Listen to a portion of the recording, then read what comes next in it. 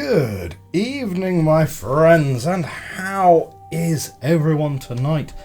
Happy Monday. It's Monday stream. We're Cozy Puzzle streaming, and we are going to continue with this week's episode of Zachtronics Opus Magnum? Magnum Opus.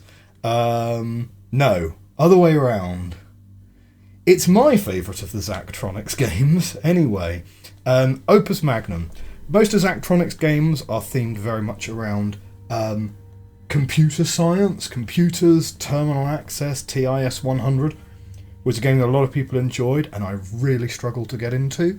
But Opus Magnum, much more up my street. Love the high fantasy setting. It's very similar. It's very code-oriented, but in a much more mechanical way. You'll see how. Last time out, we completed chapters 1 and 2. We're on chapter 3. The House Van Tassen has fallen, and we are now in the aftermath of what has occurred.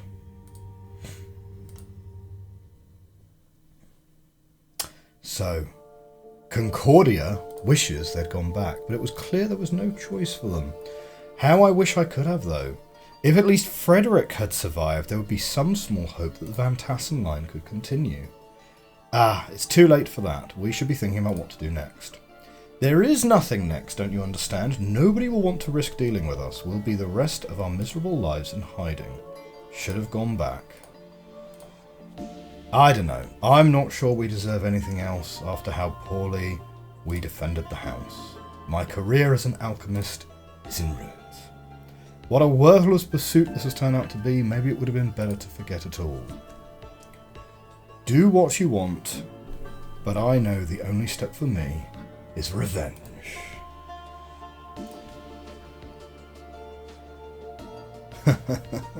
Is that another way of the houses? Oof. Okay, so she's got a big grievance there.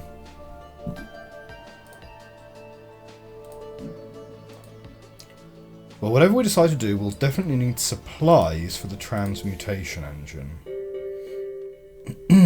Oh, we could start out with a little bit of Sigma's Garden as a warm-up, if we wish. Why don't we play a round of Sigma's Garden here?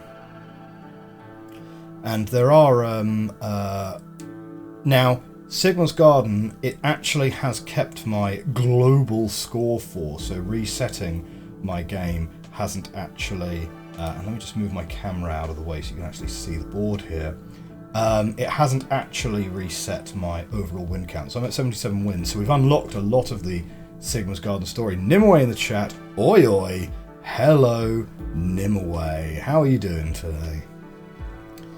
For something so frivolous, you do seem to be rather enjoying yourself. Maybe a little. There are some strategies to pick up on. Yes, you can win a bit more reliably with a bit of practice and attention. So who is Sigma, and why am I clearing the garden? Well, he was an alchemist from long ago. But Anataeus has never heard of anyone named Sigma.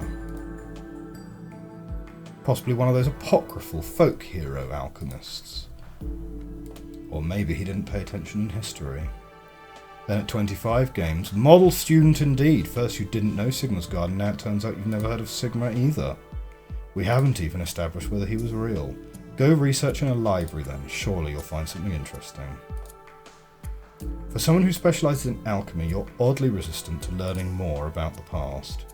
That kind of subject matter was frowned upon at the university. There were a few specialists in the histories and legends, but the serious students focused on modern practice. Nobody thinks there's much reason to dwell on the past.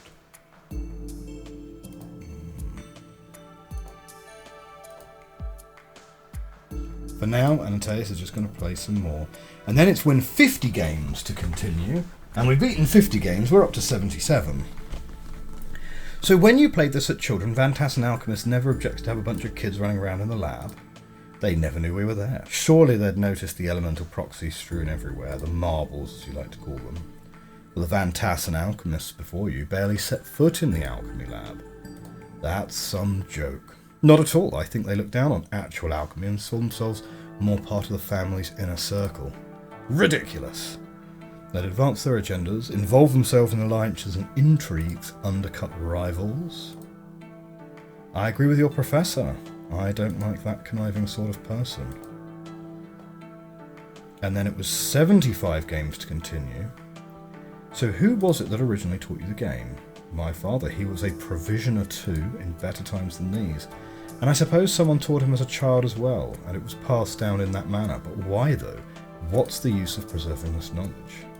Well, it's good for taking one's mind off troubles, I suppose. In fact, I specifically suggested it because I can tell that you've been under quite a lot of strain lately. I hadn't realised it was showing so clearly. It was rather obvious. Otherwise it will wander to other larger, more frightening thoughts. Now we need 100 games to win. Okay. Well, let's see if we can take out a few of these. So we start with 8 of each colour. Salt is wild. And then you need to use the mercuries to clear each of the metals in sequence, finishing with gold at the end. What does that button do? It gives you the rules. Okay. So, clearing this guy seems a touch on the pointless side, at least initially. So let's clear those two, because then we can get rid of lead quite trivially. Green.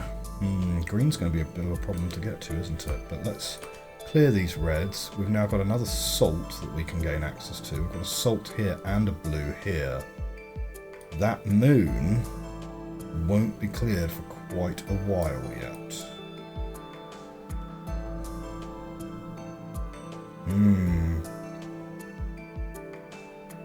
Yeah, getting those two mercuries in the middle is going to be difficult, right? Because we could probably get a mercury here by clearing those two. So we clear the lead here, clear these two to get this mercury here, which covers the tin, I think that is. That tin? Unclear.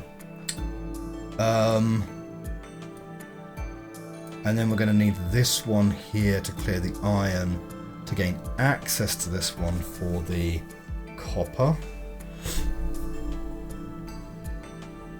Okay. Clear those two.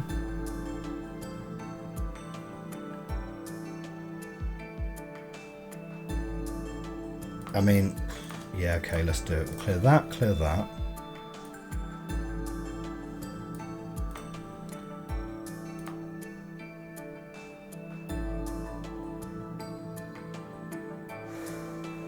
Where are the moors? The moors are here, here, here, and here.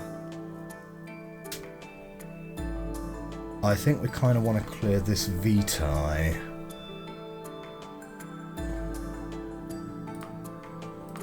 Cool. We'll get rid of you.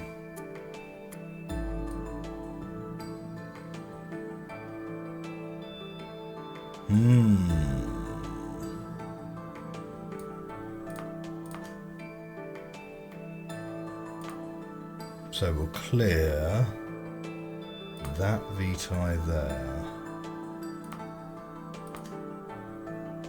Now we're going to start getting salts need doing. So we've got 3 salts available to us, which is kind of nice. I think let's clear with the first salt this green, because that opens up a few bits and pieces there.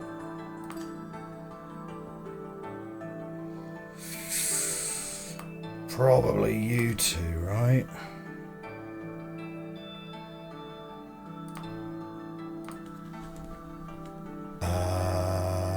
Mercuries.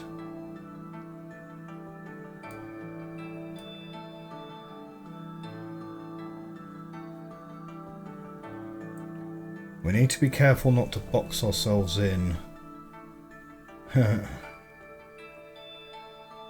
Too strong there. I also have a feeling that we're going to need to use a salt on this red here.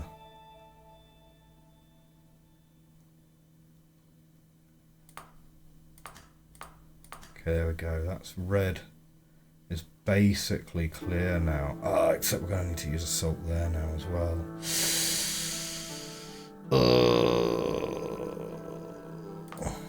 It's pretty marginal, this one. Pretty marginal.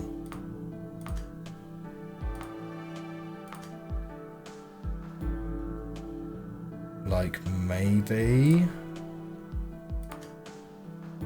Oh, maybe... Hey, very good. That's win number 78. Okay. Alcohol separation. Before you ask, no, this gin is not because I'm taking things poorly. It's for alchemy. It's a rather brilliant scheme, actually. I'm going to isolate individual elements from the alcohol. It's essentially the reverse of the process we used earlier. Don't ever give up alchemy.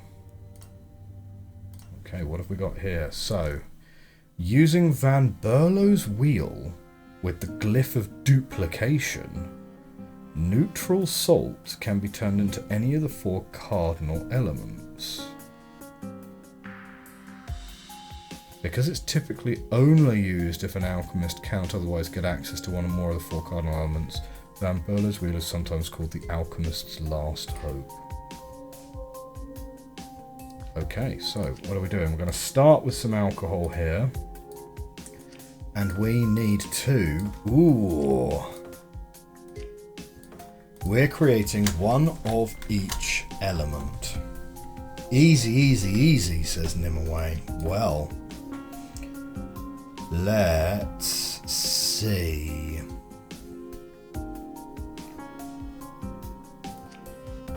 Oh.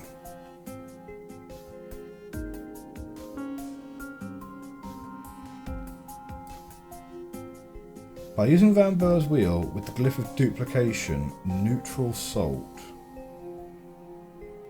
can be turned into any of the 4 cardinal elements. So that's the glyph of duplication right there. That's the glyph of calcification. Okay, so how does this work then? You put the element on here, and that's how it turns into a thing. Okay.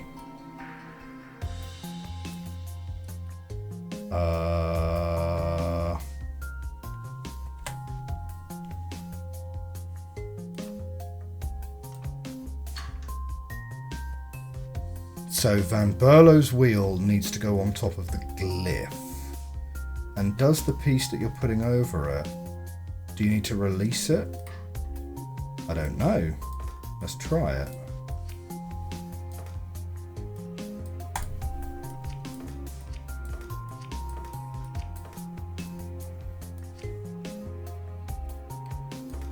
So, if I were to take this piece here,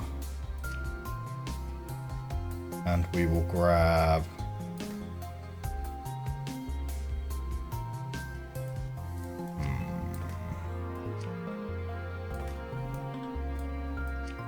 it from here, and we'll just say, okay, grab, rotate. It needs to rotate that way. Yep, okay. You do not need to let it go. It will transmute immediately. So, that's okay. So do we want to pass it through? We need blue and we need green. Those are on opposite sides of the wheel.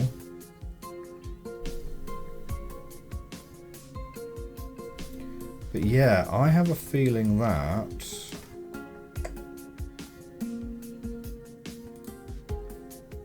we can...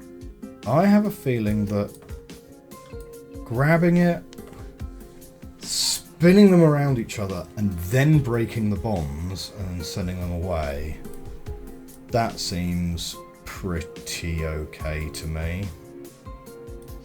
And you know what? To give it a little bit of extra flourish, Let's do it this way. I don't think it even needs to be that big, does it? I think it can be that big.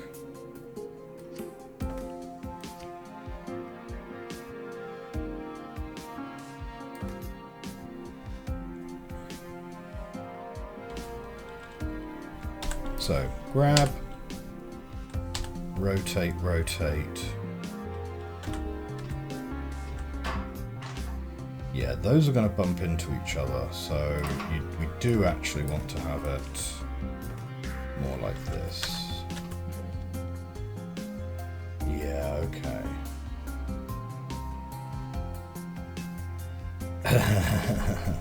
It can only work 1 in every 3 goes, though, right? So more like this, actually.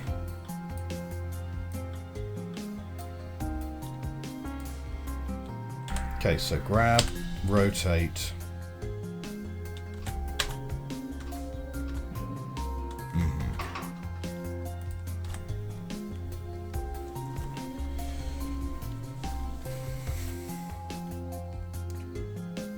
So if you grab that, rotate it round to there, then immediately you could spin it round twice. Meanwhile, this one needs to spin, and it needs to spin probably that way round.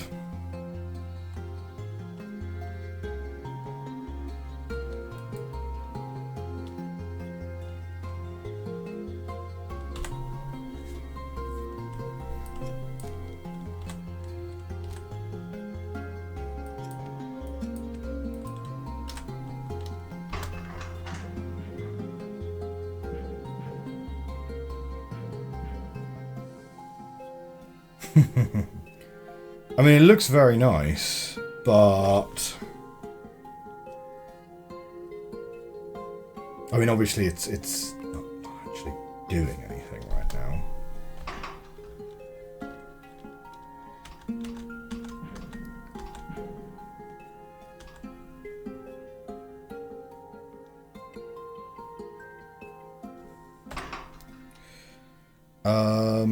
So this actually needs to spin the other way. There we go. So now we've got all the elements we need. And what we're going to need to do is, as part of that, it's going to be to drop it.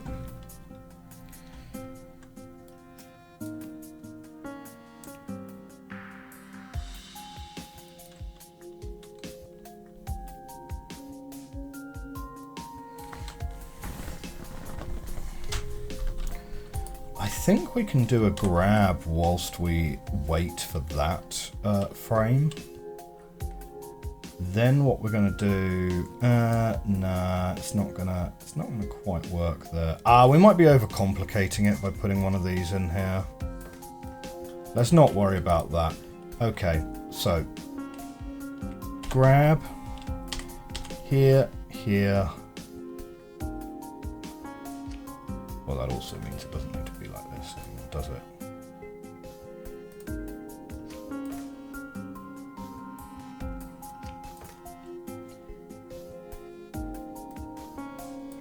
Yep, like that. Grab, spin, spin. And then that's going to spin. If we move that immediately,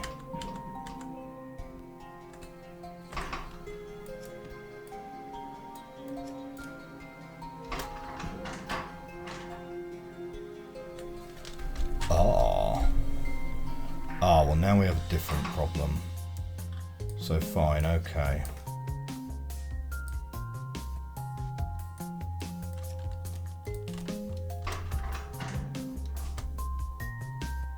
Not quite. We need to give it an extra gap.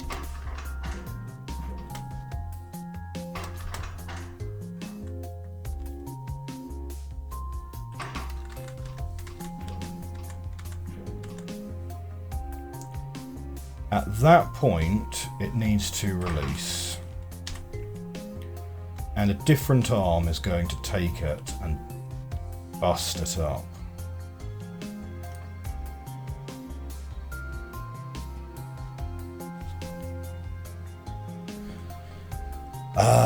So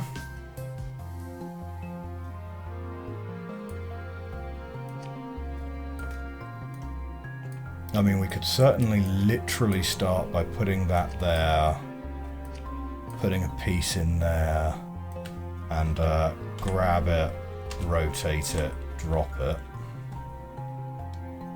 Okay.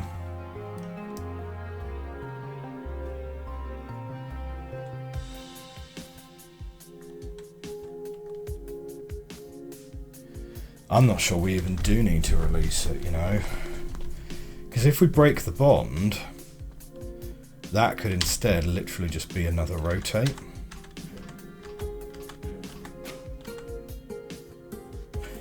Yeah.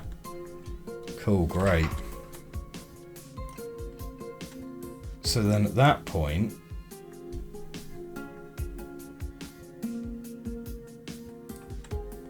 well, that could also be another bond break, couldn't it?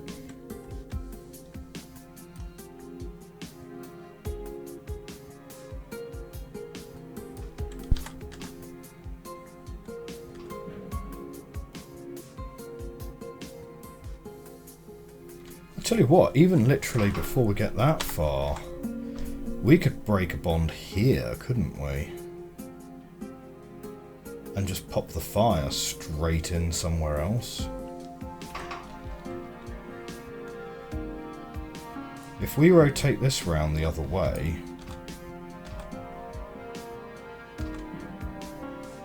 and you put a bond breaker in there, you could then grab the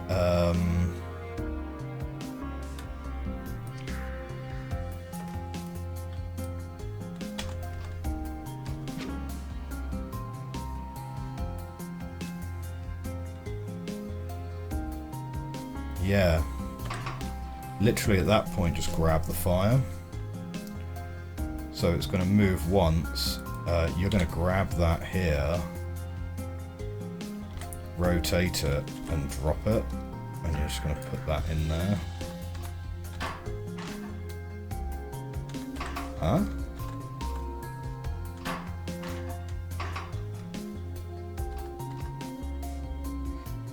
Oh, it's grabbing the wrong part.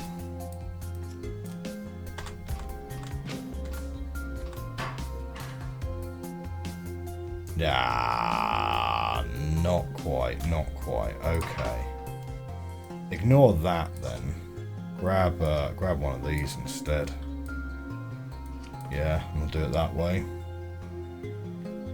So instead here, it's a grab, retract, release.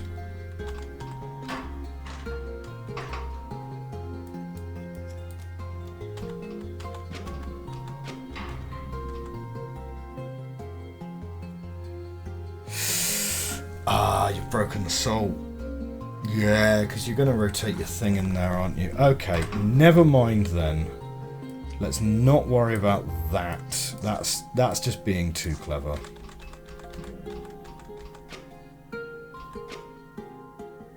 Okay, now I've broken what I had working before.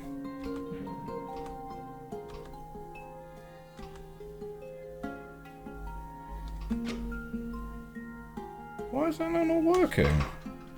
What?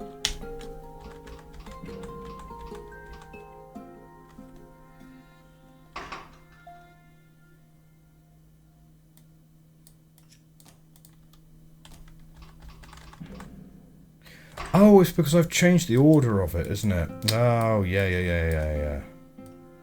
It's because I moved it, like, round like that. Yeah, it's supposed to be that way around.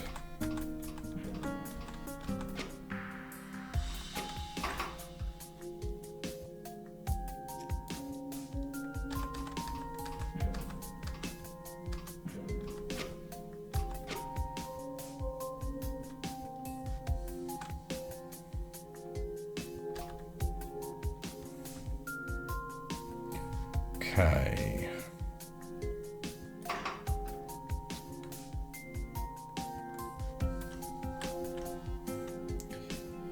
So that's going to drop that. That's perfectly fine. This part we want to go and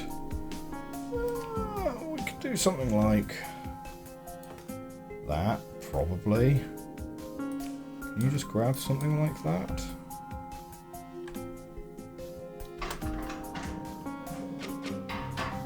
Yep, that's going to work. That is going to work. So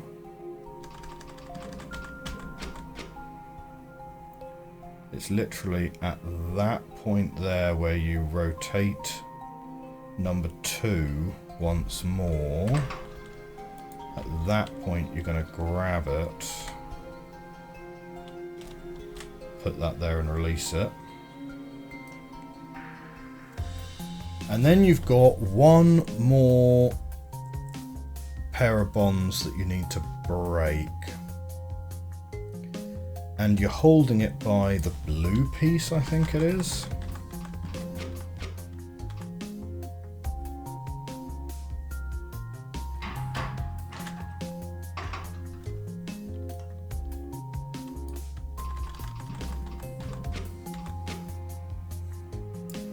Okay, so at this point this is going to grab number 2, I think, wants to go...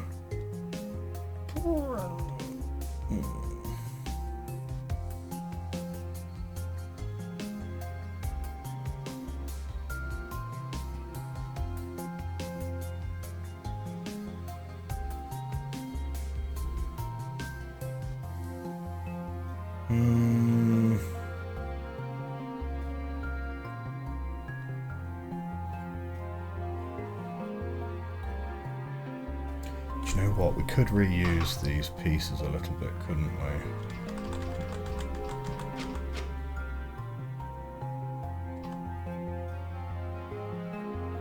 So rotate it.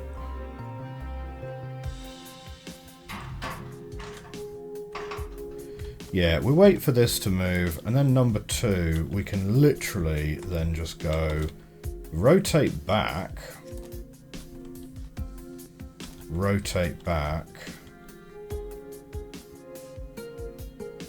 and then rotate this twice.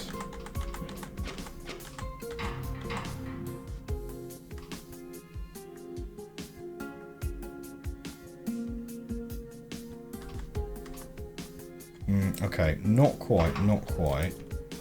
You'd want to rotate that 2 that way and then rotate it this direction.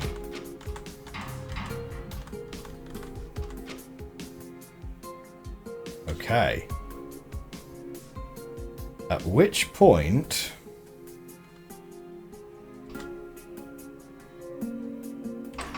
Okay, and then you're going to release it.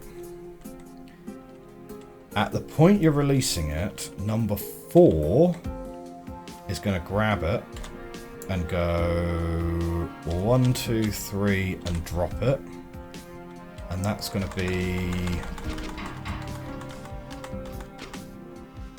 the sky blue one, or the green one.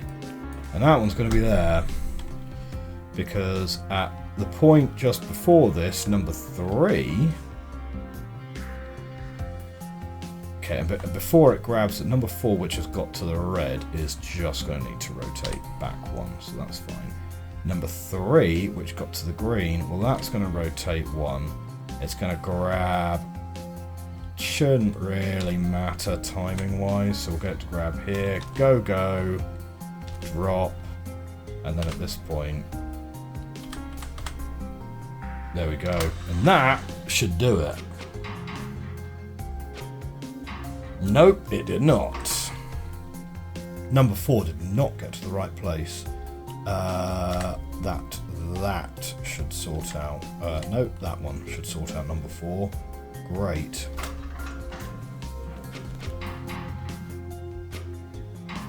The most elegant solution? It is not.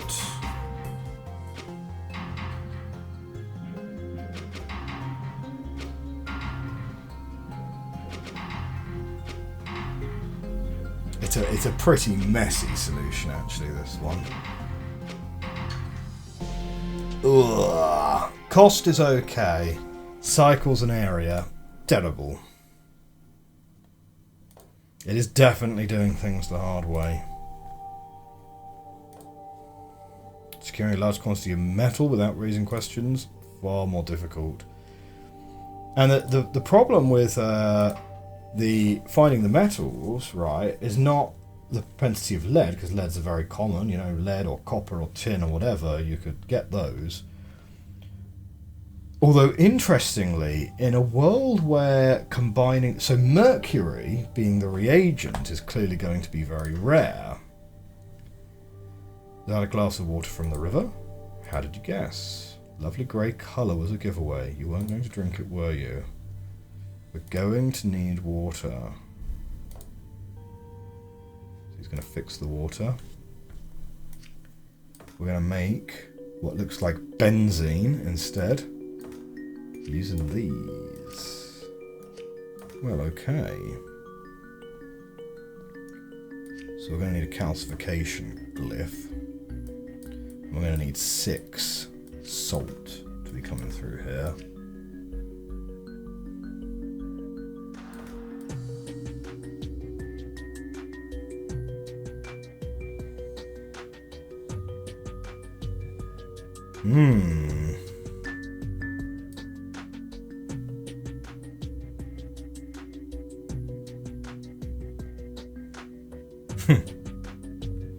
Just trying to picture it in my head at the moment.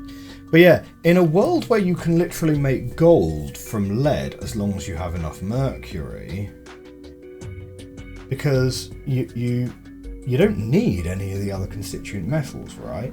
So from lead or tin or silver or copper, you can make gold. All you need is enough mercury to be able to make it. And the mercury is destroyed in that refinement process as well.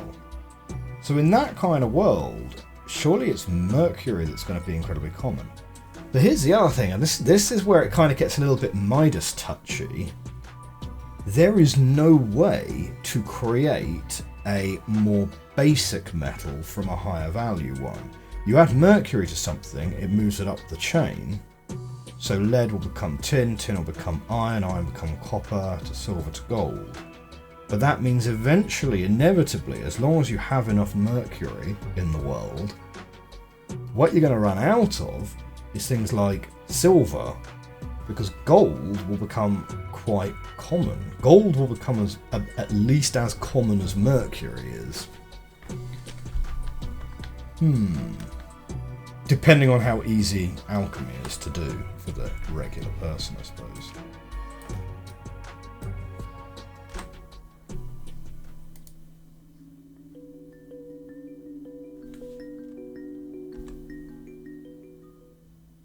Okay.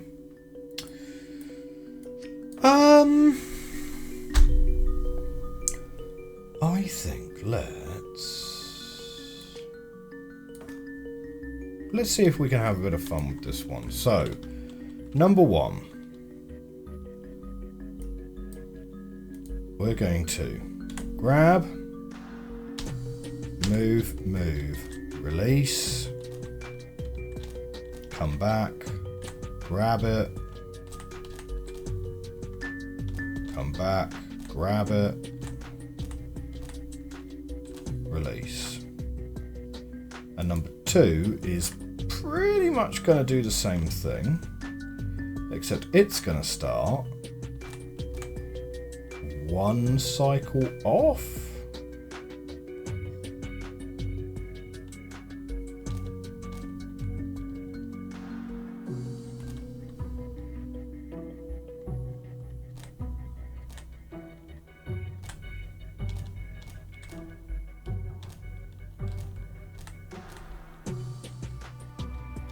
Grab, release, grab, release, grab, release. There we go.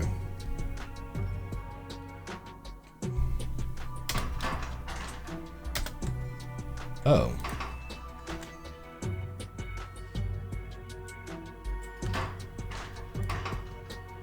Does that need to be moved out another further one?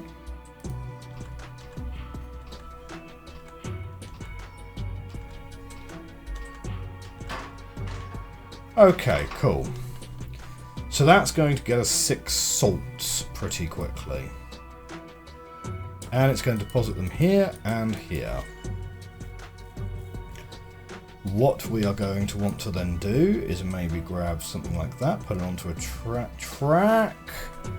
Ah, Zexafui, how are you doing? Good to see you in the chat. I think what we're going to want to do is we're going to want to grab them, move them down a track, so the salt's going to end up there and there. We grab them. I think we want to grab them from the outside though. Yeah.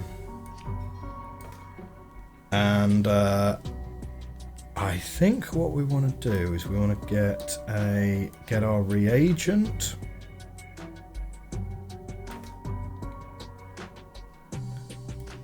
Something like this. Number 4 is going to grab, extend, and drop. And that's all it's going to do. It's just going to put the reagent right here. Might make sense to do it a little bit further, actually. Maybe extend, extend, extend. Because what would be really handy would be to have this thing rotating. Grab, extend, extend. Maybe just 2 extends. Have it here. And what we're going to do is we're going to have this thing rotating around. So to do that, let's have a bond there. And we'll put a bond here. Ah! I mean, it's a bit of a weird one. So it's going to extend, extend, drop, and then we're going to have a piece just here. And what we'll do is we'll put it on a track. And the track will go that far. Okay. So that's going to drop one there. We're going to have a piece on a track here, a piece on a track here,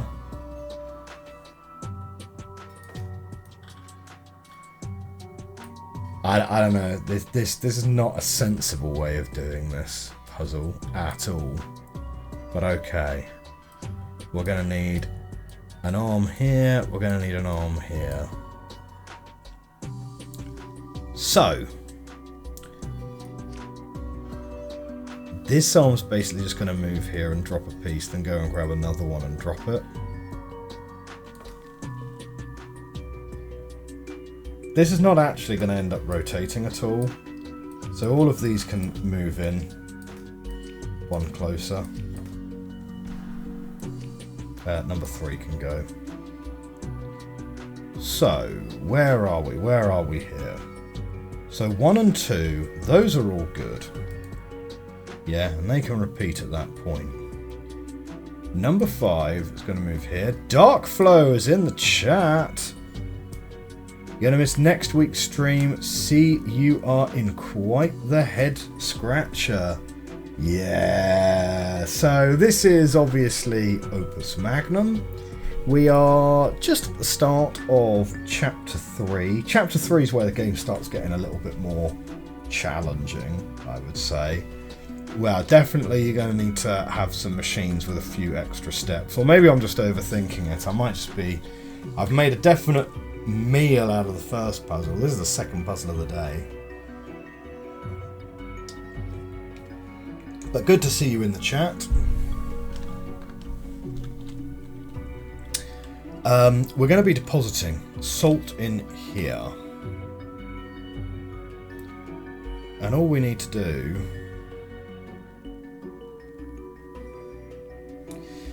Do you know what? I actually hate this entire solution. I'm going to start again. Because it's way more complicated than it needs to be. It's way more complicated than it needs to be. We're just going to grab this. We're going to make salt. We're going to put salt here.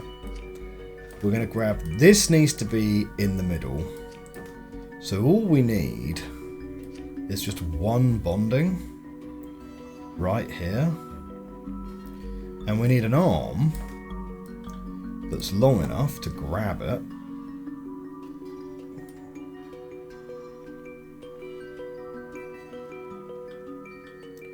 And we could even make it a piston arm, couldn't we?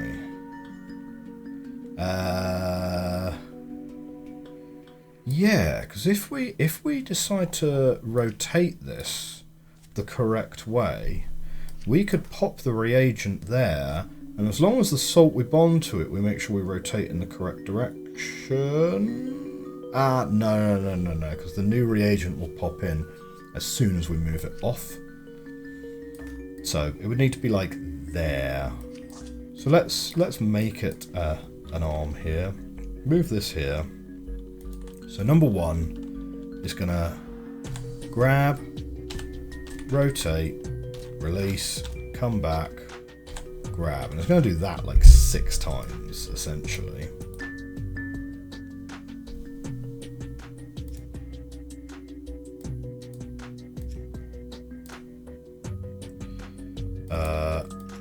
There we go.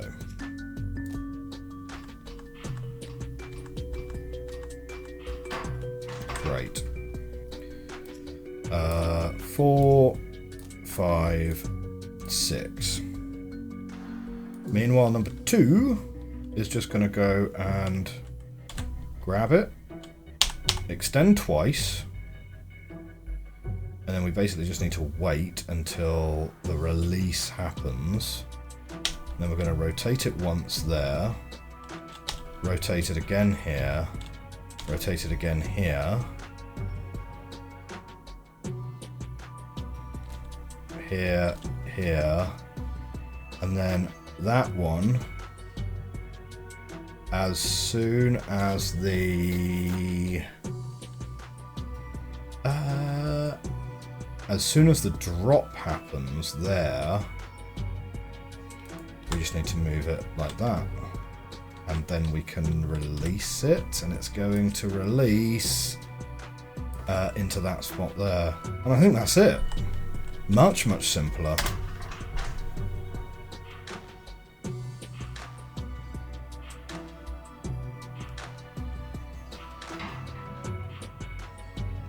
That is such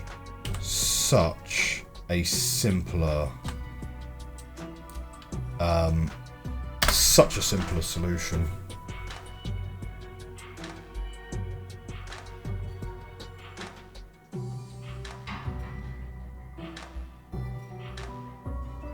I think it might be out of sync with itself.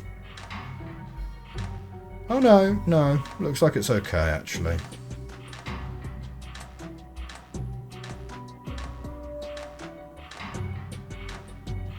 See, trying to optimize for number of cycles is definitely harder than trying to optimize for area or cost.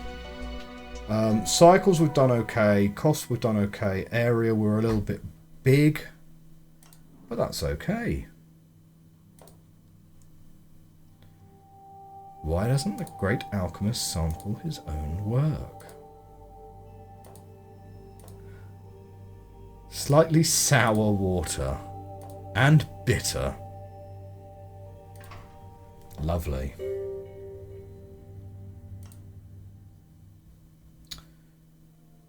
So, Anateus is asking Mr. Nils Whittle whether they have a deal. The old Van Tassen compound is far more difficult to get into now that Colvin occupies it. Do you know what? When he said compound there, I thought he meant like compound as in a chemistry compound. Their guards are far more vigilant. Believe me, we know Concordia and I barely escape with our lives. Just get me inside, I can take it from there. The item we need isn't something you can carry on your person. It's a shipment. A shipment of lead ore. I'll supply you with a shipping order, but it needs a seal. You'll have to find a real order and take a seal from it.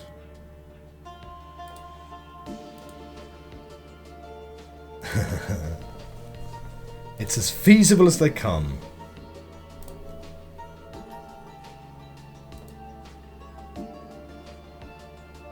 If I'm to make you this gold, I'll need the lead.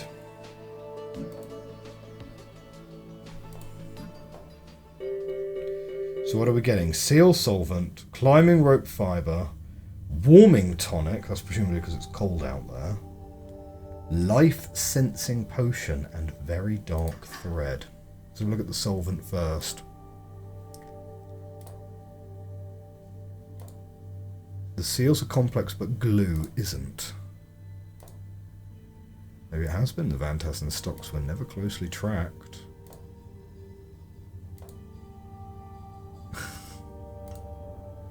So, what are we making? We're going to start with lead and mercury. We need tin here. And then this reagent. So, let's start by making ourselves a little machine here, which can grab this, and it will make us a piece of tin. So, grab, rotate, release, rotate twice, grab that, rotate and release. And that will make us a piece of tin that's sitting right there. Meanwhile, this one...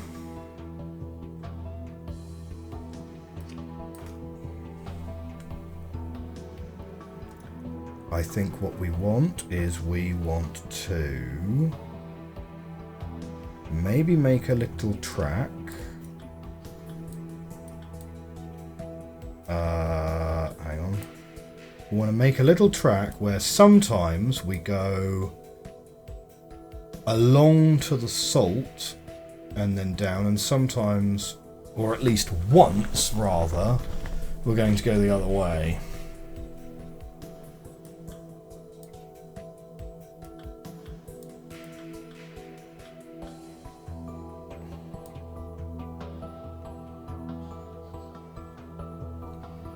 And what we're going to want to do is we want to create it into a bit of an arc. So we are taking a piece, moving it.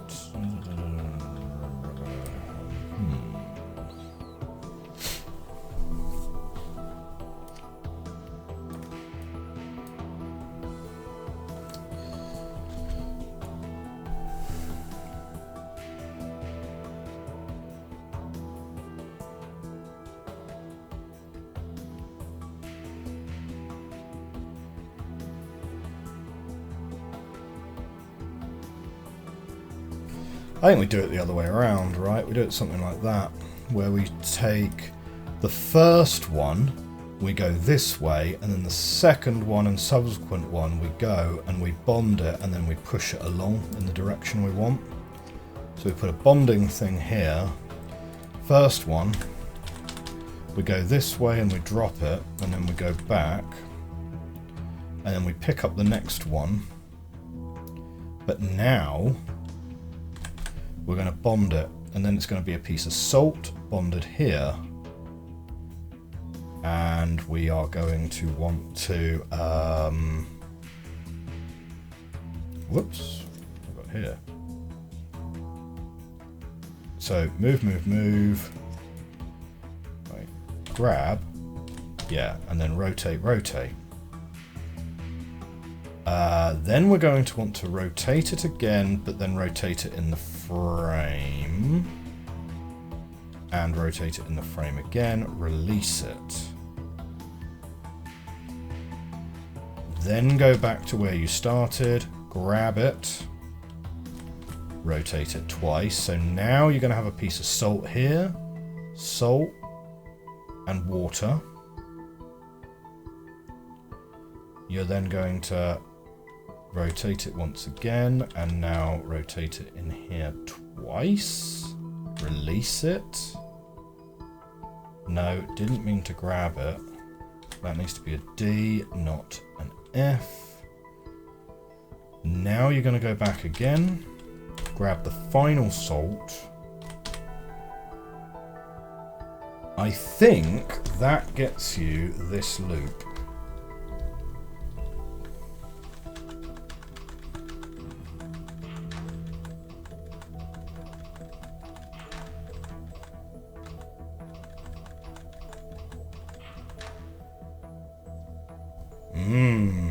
Great.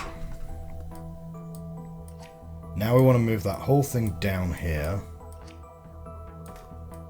And this whole thing kind of needs rotating round. Because what we want is we're going to end up with...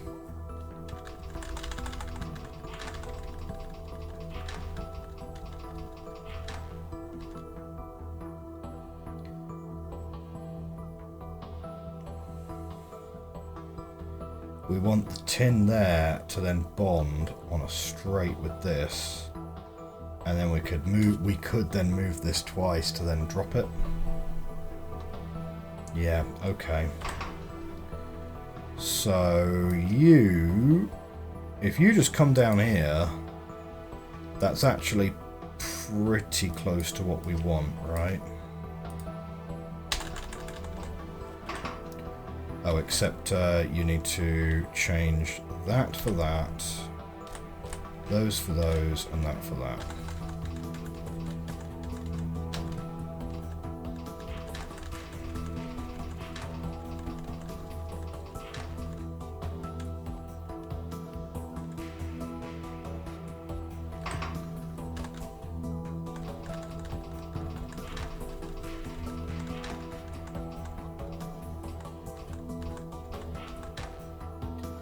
Yeah, because what you want to do is you want to be able to move it once and have it bond basically there. Yeah. So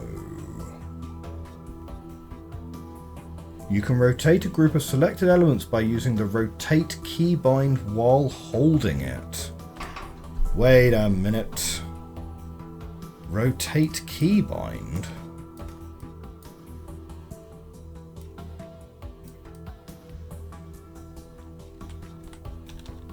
The rotate keybind. What is the rotate keybind?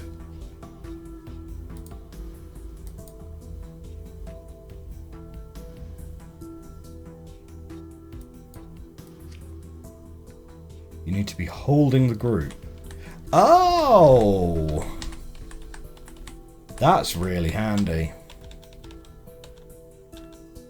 Yeah, cool. I like that. Thank you.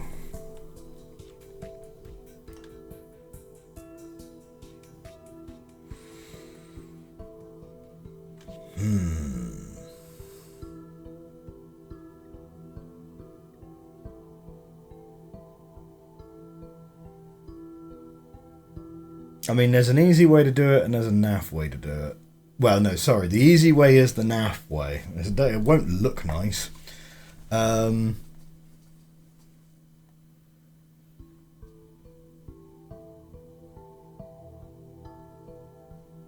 Yeah, because it would be nice, and it's really close to just being able to drop it like there, which is kind of nice, but I don't know. Yeah, I don't think it's gonna quite get there.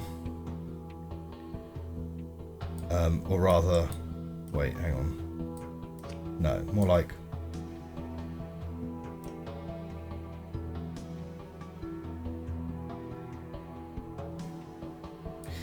Yeah, okay. So if we put the bonding bit there, then we just need to have something which grabs that and moves it. Yeah, I mean, the easiest way to do it would just be to add an arm here, an arm with a one piece of track, and then as soon as you release it, you pick it up there, move it -1, and then release it, and then it's there in the correct spot for when that piece ends up there. And then at that point, we then just move number 2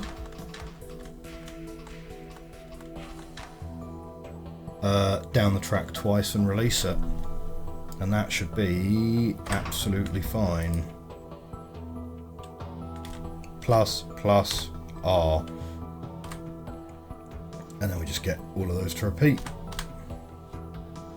Go.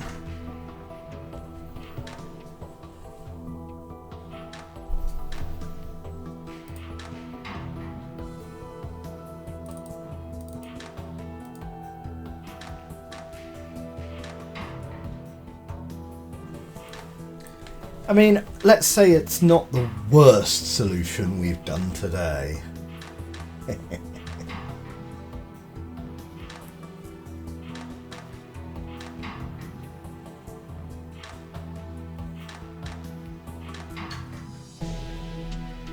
Area's okay, actually. We're on the peak, and cost is all right. Cycles is bad. Cycles is definitely the hardest one to optimize. Optimizing for area, okay. Optimizing for cost, all right. Time consuming, but fine. Optimizing for cycles, that requires a level of commitment and understanding to this game, which I do not have. I've seen some of the stuff on the subreddit, and it's these beautiful, intricate machines that, you know, people have clearly spent hours refining. You used a 6-arm machine to get the bent shape worked well, but yours is really good too. Thank you. I prefer to use single arms and tracks, just simply because I find that an easier way to visualize the steps that I need.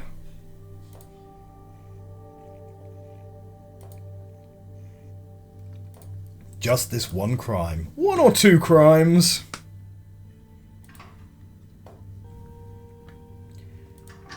The post-game stuff is really hard. Well, the post-game stuff I've never done.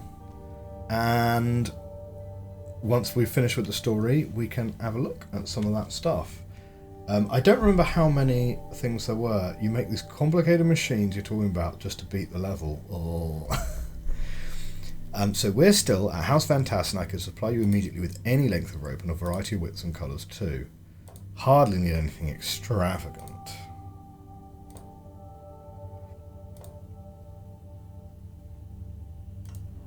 Okay, so what do we need? We are making a rope, an infinite rope, and we have 1 reagent to do it with. So we're definitely going to need a calcification glyph.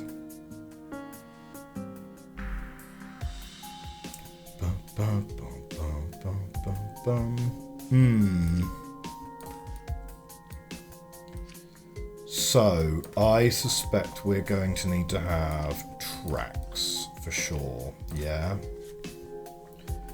I think we're going to want to have. Yeah. Okay. We're bonding the arms. I think what we want to create, if we want to create a molecule first and then bond it here. Yeah, we're going to have a track that runs alongside here. We're going to bond it and just keep pushing it. But also, we're going to put the calcification right there. And then all we need to do is have a 3-arm thing and deposit it there. And that doesn't seem so hard to do.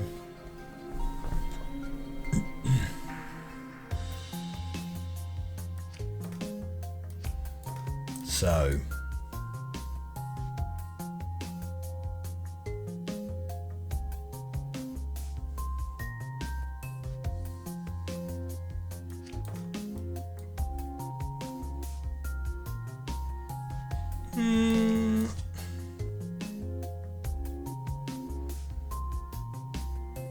yeah, I mean, we could literally do it by having a track on the end here with a piston arm.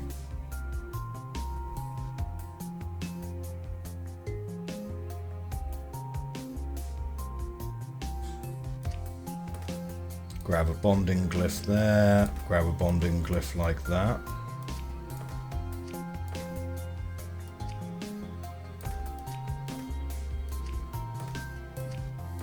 You could probably make it tighter than that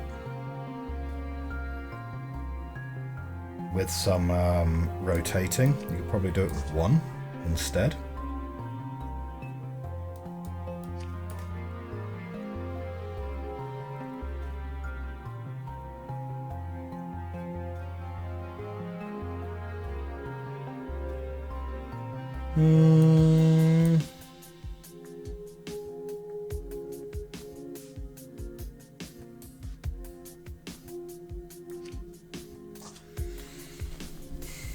So grab a piece, put it there.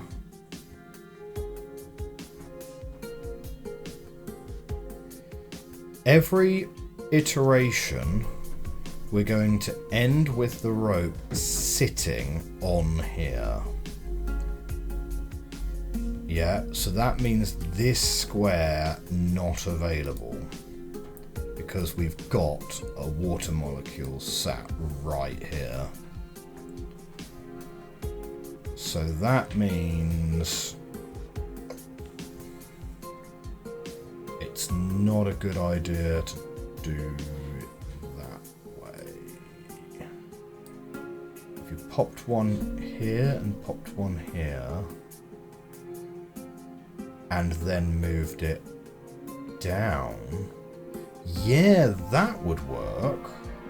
Okay, that saves us a spot. Right, let's... And also, how far can that extend? Ah, it can't quite extend all the way. But you could all... Well, actually, we could almost do it with one arm if we did that, and then we save even more area. Maybe. So if we grab this and we could move it here, but then with a piston arm, we could actually take those out as well. So grab that and move it there. Grab one, put it there.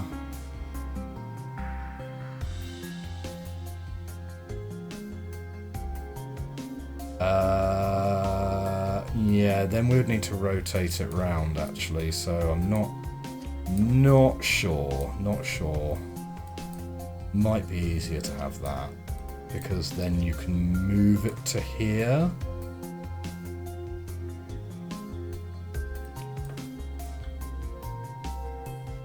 So that you can move it down. So I think that is a good bit for it. Okay, right, let's start there. And we might be able to do it with literally one piston arm. So, it's grab, extend, drop.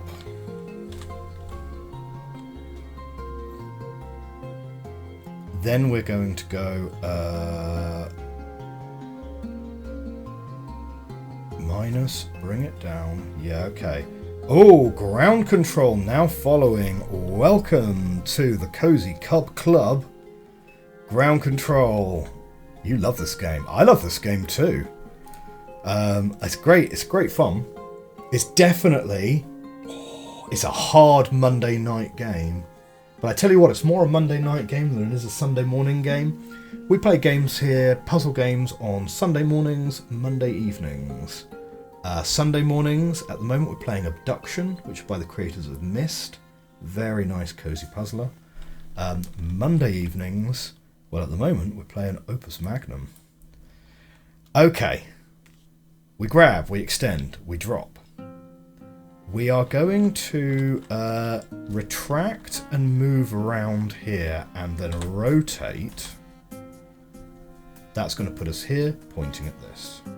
We're then going to grab, we extend, that's going to bond these, and then we're going to move plus, that's going to put it here and here, and then we're going to drop that. Right? Now we're going to rotate back, and retract, and that's going to put us back to where we started. Now we're going to grab, we're going to extend, and that's going to give us our bonded 3. Great. And I think we do need one extra bit of track, don't we? Because that's going to give our bonded 3, and we're currently holding this piece, and then all we need to do is... oh, shoot, we need to rotate it, because it's going to be pointing the wrong direction. It's going to be pointing the wrong direction. It's pointing this way currently, so we need to... grab this piece. Yeah, okay, wait. So where did we get up to here? So we're going to move that there, move that there. Fine, fine, fine. Grab and extend. And that's it. That's what we've got so far.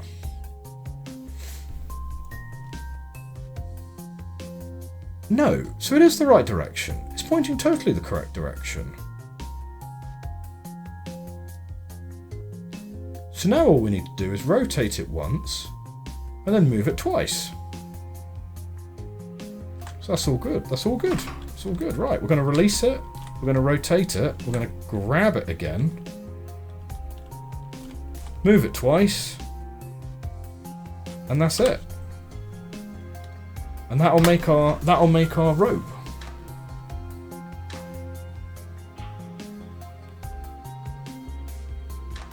Excellent.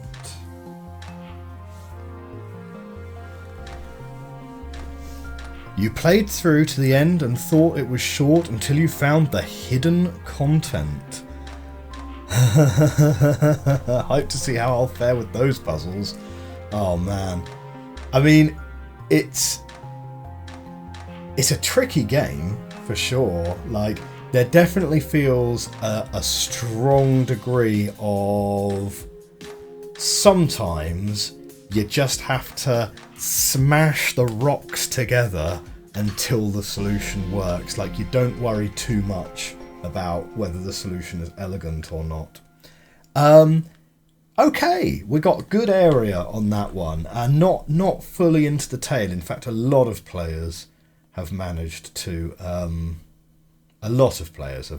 get that. But that's quite all right. Not something that I imagine they teach at alchemy school.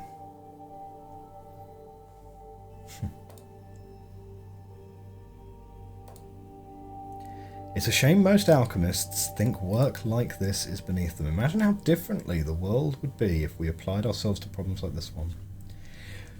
With that infinite rope, I always find it really interesting how the game treats rotating a piece of infinite rope, right? Because in theory, that makes your machine take up infinite area, but I don't think it counts it that way.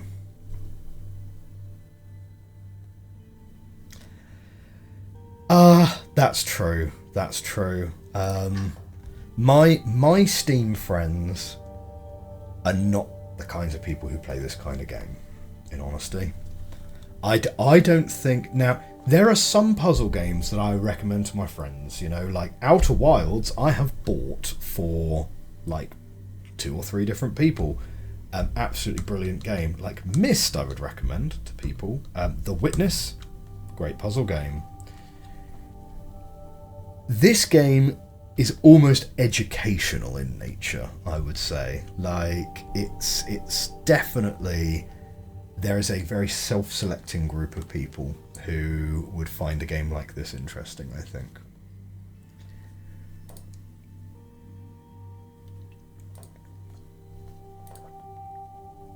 Okay, so we need a warming tonic. Made of alcohol for someone, called it a courage potion.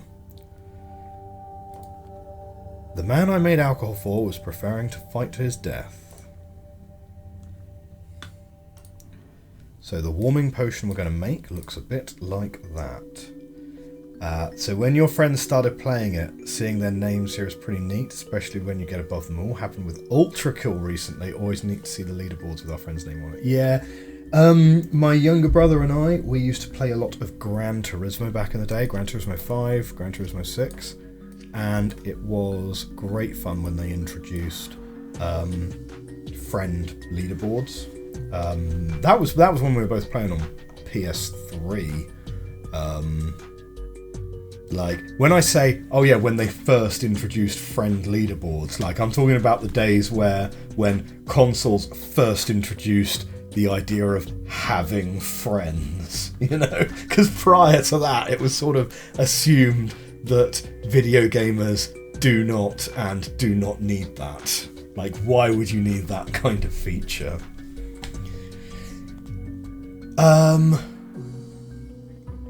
Okay. So 1 blue, 2 red, but 3 salt.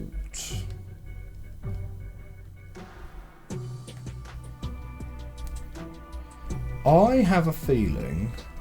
Yeah! How do friends taste? Yeah.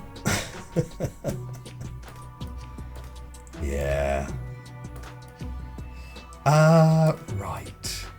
No, well, see, this is why I started having a family, right? Because you build your own friends. It's just they take a long time to mature. I have a feeling that I'm going to go with creating this and 3 salt, and then add the 2 fire to it later, is how I'm going to tackle this one. So we'll pop that down here, we'll pop that down here, and we need one of those. Played Gran Turismo on PS1. I never played the original Gran Turismo on PS1. I did play Gran Turismo 2, which I think was also on PS1. But yeah, the original Gran Turismo, if I recall correctly, it didn't have a huge number of cars in the license. Like, a lot of the supercar manufacturers were not interested. Now, I'm a big Ferrari fan, and I know that Ferrari, I don't think they were in it until like Gran Turismo 4 or something like that, quite late. But I love the idea, you know, a racing game where you're going to race real life cars and treat it a little bit more like a simulation game. Because, I mean, Gran Turismo was really interesting, right? Because it was not a racing game in the sense that you're racing race cars on a racetrack. You are racing regular road cars for a lot of it. And I don't recall a similar game having existed before that. Okay, I think we're going to do something like this, and we will pop it this way round. So we grab this, we put it here, we then grab salt, we can then do a little bit of a rotate, grab another salt, grab another rotate. That will put the first salt here, so it hasn't bumped into anything yet. And then maybe we're going to go and add a track to pick it up and then move it. This is what I'm thinking. So, yeah. You found the Mitsubishi Twin Turbo GT in the used cars, ramped it up to 1,000 horsepower, 4-wheel drive. Yeah, I think Ferrari were in Gran Turismo 5. That was the one I played the most on the PS3. And yeah, it had the 512BB, which was one of my favourite Ferraris. I really like it. It didn't have the Testarossa, it didn't have the F40, weirdly, I don't think. It did have the Enzo. Gran Turismo 5 predated La Ferrari, so that wasn't in there. Right, grab, rotate, rotate, drop. And then you're going to rotate again, grab, rotate it twice that way, drop it, rotate round again, grab, drop, rotate again, grab it again, rotate that way, then drop it, come back for another time, grab it again, oh, drop another time, grab it again, rotate, rotate, and then I think you're just going to want to drop it there. And that's going to make a decent portion of our compound. Okay, right, and then it drops it. What we then want... Oh yeah, really nice music. Definitely. Like it makes just a huge difference to games when you've got a good when you have a good soundtrack going. So what are we looking for? We're looking for one salt to go and bond to both fires. And I'm thinking this outer salt here, because I'm thinking what we want to do is we want to take this track, we want to move this track like to here, and grab the salt that's going to be here at the correct point. You can alt-click on an instruction to fast forward to that moment? Ah! Why is none of this in the game? Why are none of these controls in the game? Like...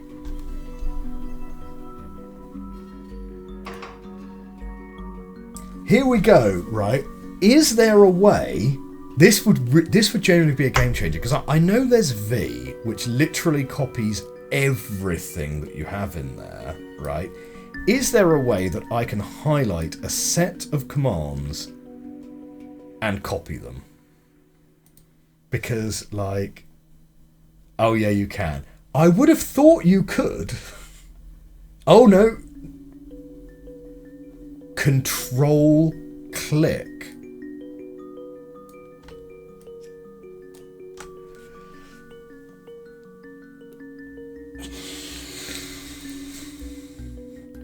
I should not have to go to a Reddit to find out how the game controls work.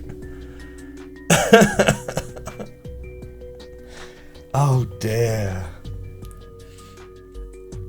Man, where's my tutorial level that says that? Oh, it's even got a little tooltip icon when you click Alt.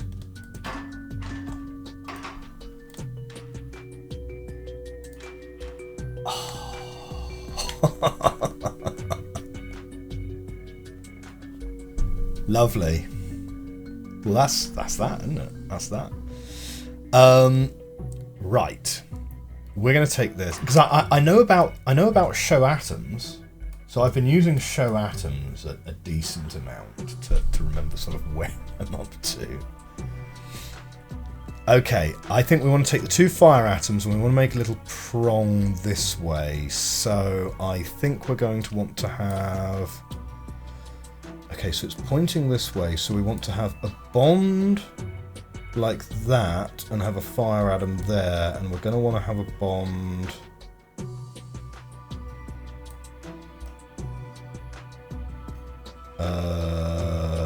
Yeah, it's going to need to be like that way.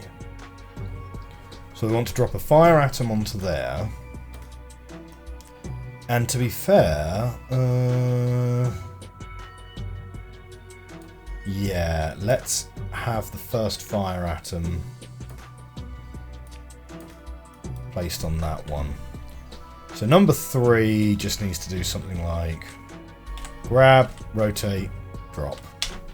And that's done. And then this it'll pick it up as it goes past. The next one it's going to grab is this one, and that just wants to be like grab, rotate, drop, and that's that. And as this flies through,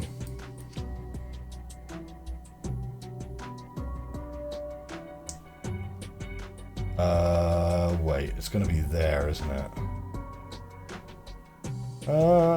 So that's going to fly through, and we're going to drop it there, ideally.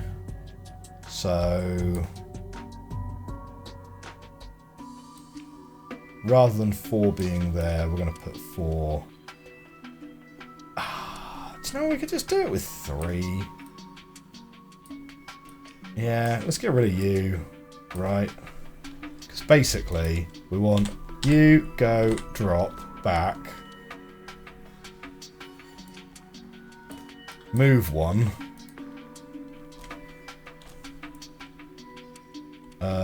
grab, extend, drop, and that sorts you out there. And then number 2, at this point, is going to grab it, go 1, 2, 3, 4, plus, plus, plus, plus, drop.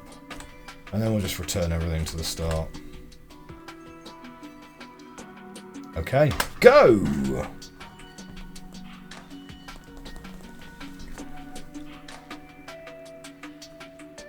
I've also started using the left side border. Oh, hang on, something went wrong.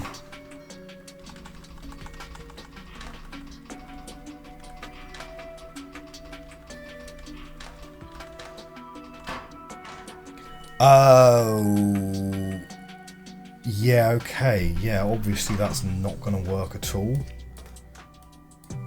Look, I don't think we need the secondary agent, to be honest. So, okay, go back to number 3 here.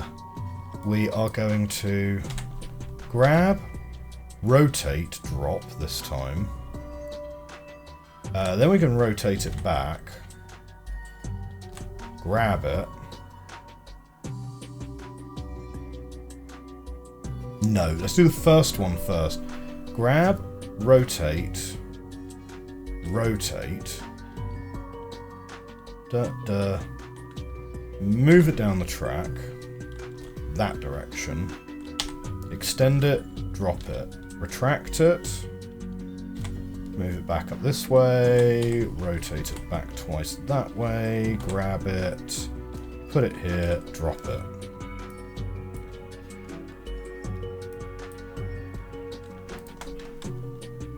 Okay, it's going to drop those 2 in the correct spots.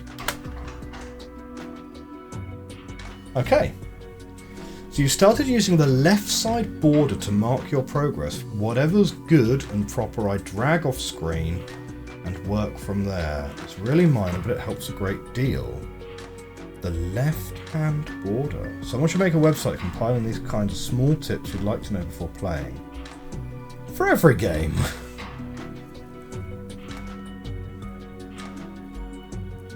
You can also just generally play the solution faster. What, you can speed up this section?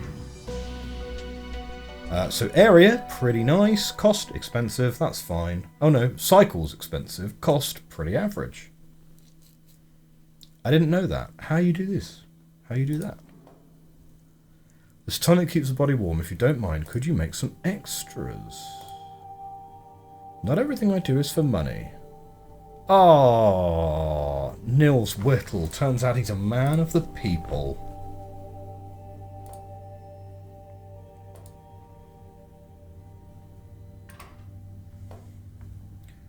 Okay, life-sensing potion.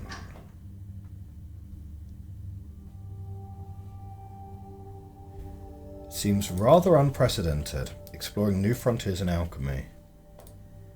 Imagine yourself with an increased sensitivity to life. Ooh.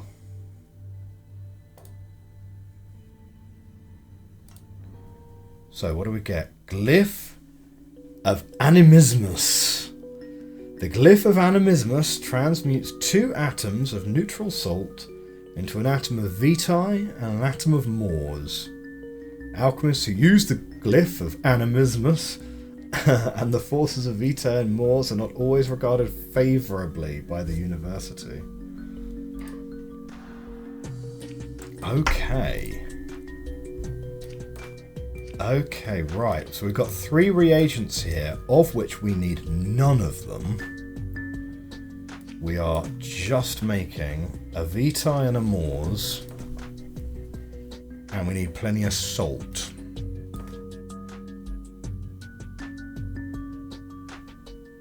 Ooh, right. What's the best way to arrange that then, do we reckon?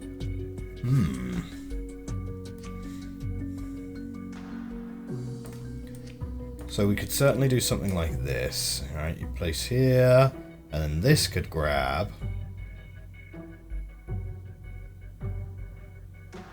And to be fair, we could then also just like take it on a little journey.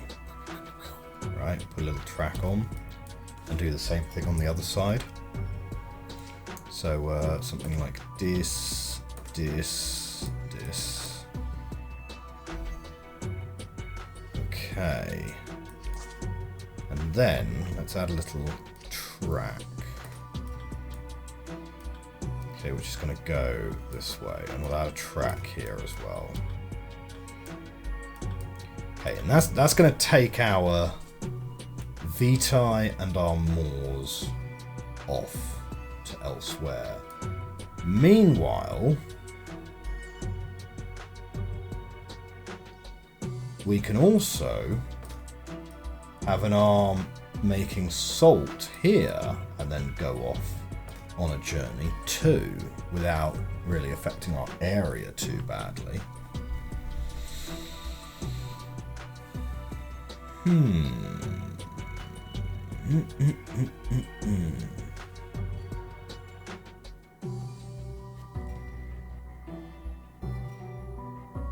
Yeah, I mean, on the other hand, though,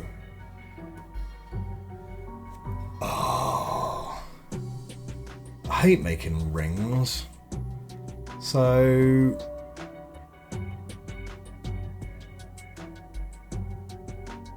is the easiest way to make two halves of the ring and then bond them together later? I think that's easier than, certainly easier than kind of making all of these.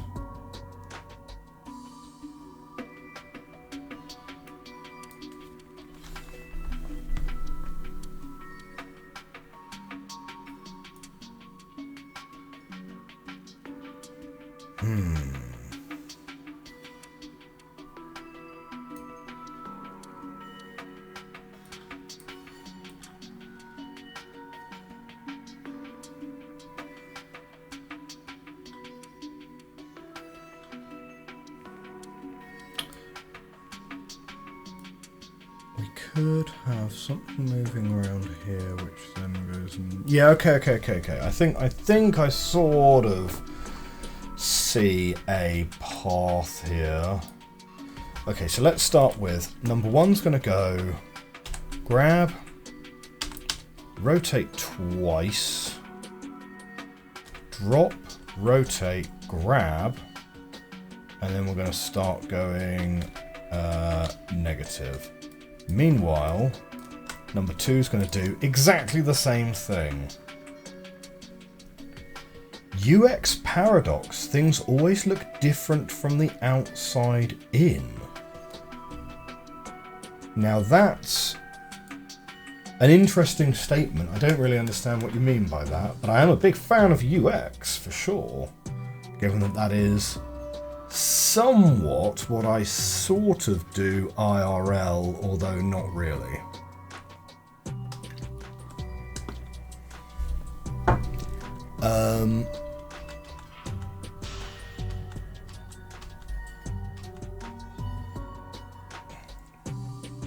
So that gives us those. Meanwhile, number three can go and grab. As soon as that's moved, can grab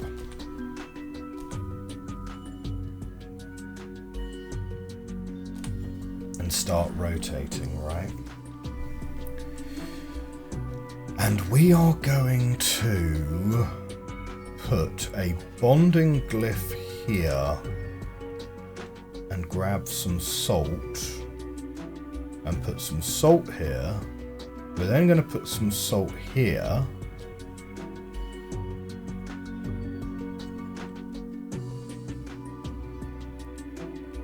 Okay, release. Back, grab. Here. And then we're going to move it and rotate it like that. Meanwhile, number two, which has gone here, so his number two is up here currently, is going to go one more negative,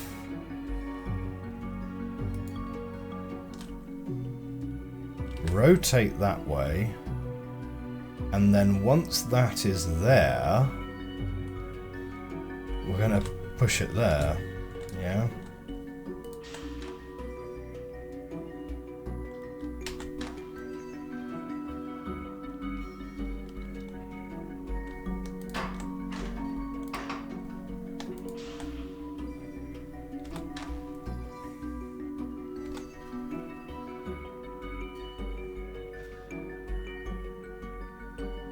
Mm-hmm. Yeah, we don't want that. We don't want the rotate. We want to do it literally like that.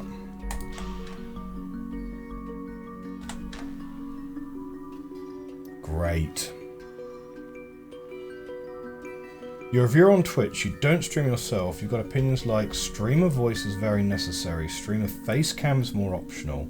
You have a favourite streamer whose face I've never seen. It's maybe less obvious to someone preparing to stream. No, I would totally agree with that. I think that. And I think that applies to YouTube as well, not just Twitch. If you're like on the extreme end of the tail, right, having no cam is one thing, but like having a really bad quality camera, you can get away with it. Having a bad quality microphone, really, really difficult. Having said that though, audio engineering is hard. Like I really, really struggle with it, for sure. I've got a few filters on my mic to just try and reduce the background noise and things. You know, like low pass filter, high pass filter and so on. But it's a real art. Definitely. Okay. So I think that can move back one, right? Because once you've done that, we can release that there. And number 3 could take that on a track. Or we could continue on this track. I don't know.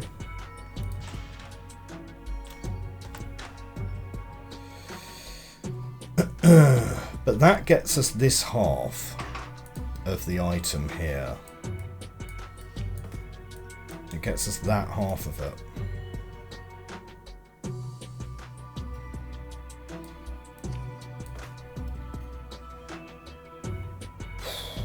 So, let's have a think.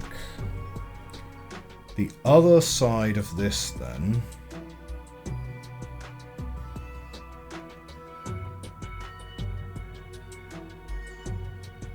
I think maybe this is the point where we get our other reagent and just start building something which is very similar to this, but just beneath it.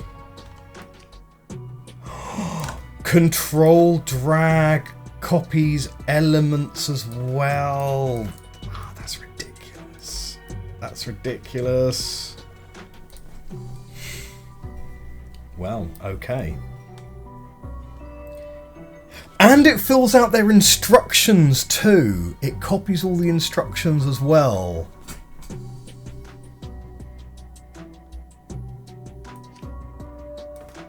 That can just go there.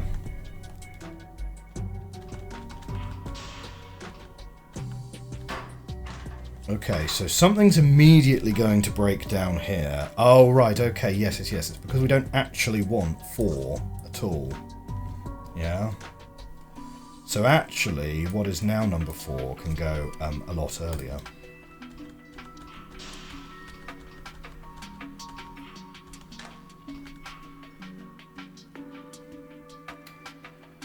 I have a feeling that this one... no, we do want it that way around, don't we? Yeah, okay, cool, great. So at this point then, number 1...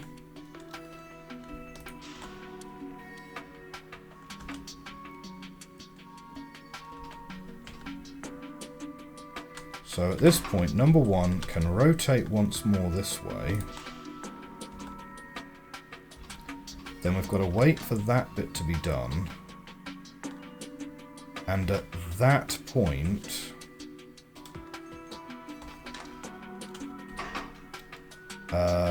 number 1 wants to rotate inwards.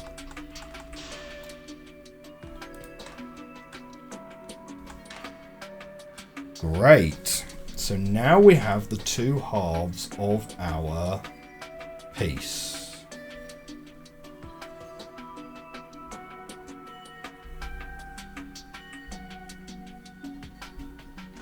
Some streamers encroach on their gameplay window with borders and widgets. Your encroachment is at least translucent and over a relatively unimportant portion of the screen. Ah, great. Yes, I mean it's something that I'm continuing to experiment with. So the reason I don't have an overlay is an incredibly mechanical reason, and it's purely because I am still very new to streaming, right? So literally all I have is I have my gameplay window, I have my camera, I have a black box with rounded corners that has a transparent alpha channel to just give me the rounded corners, and then I've put a drop shadow behind the camera to just make it look a little bit separate from the thing, and that's all I've done. The only reason I've kind of done that is because, yeah, I'm still fairly new to it, and I haven't really found like an overlay that I like the look of, really. The branding on the channel is still very rough. I've only recently just engaged. It was when I became an affiliate, which was only like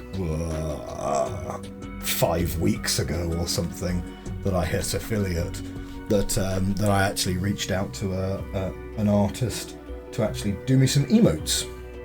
Because I kind of figure that, you know, if you've made affiliate, then you need to have some emotes, right? So, and that was the first thing I've ever actually paid for the channel, right? Like, well, aside from games, obviously, and equipment, but everything else has just been kind of me doing bits and pieces, like looking at YouTube tutorials and stuff.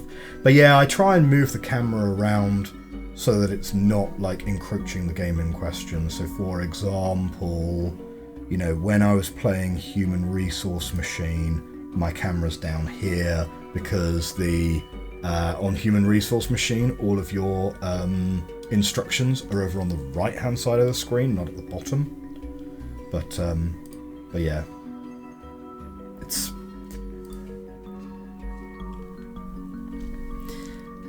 okay.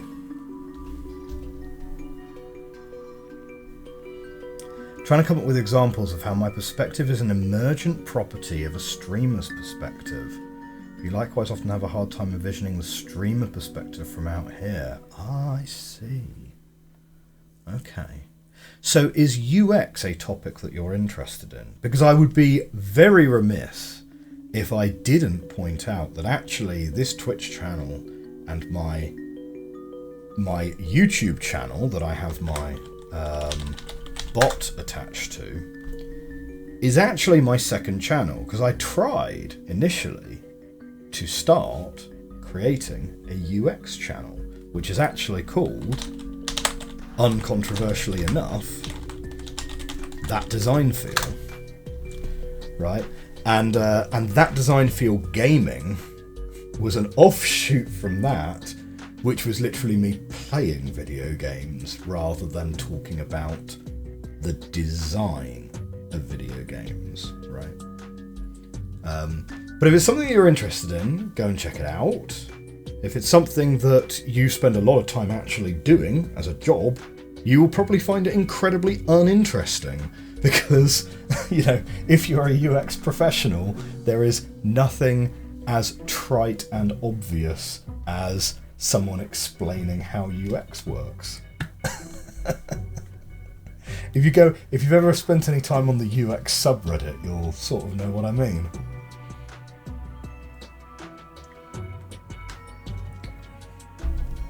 There are actually 2 UX subreddits, of course. I shan't say which one I'm referring to. Okay.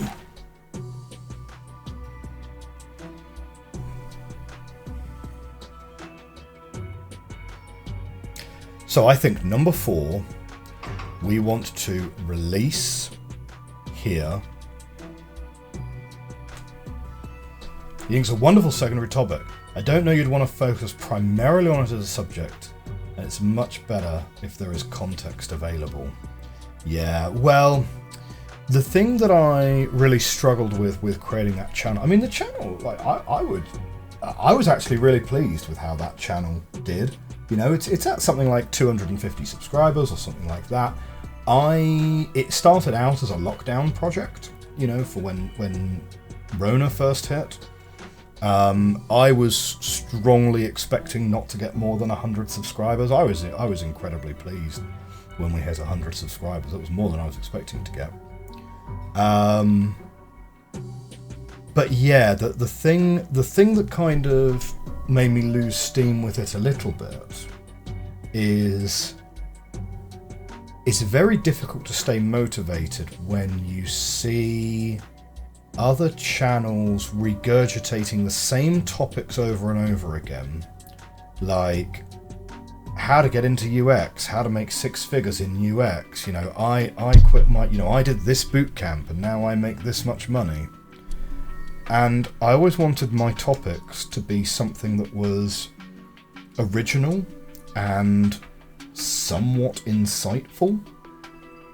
You know, I always wanted to, you know, if I'm talking about video games, I want to try and pull it into somewhat a topic that is also of interest to people who don't work in the video game industry, right? And how you can use some of that design thinking into, you know, into other things.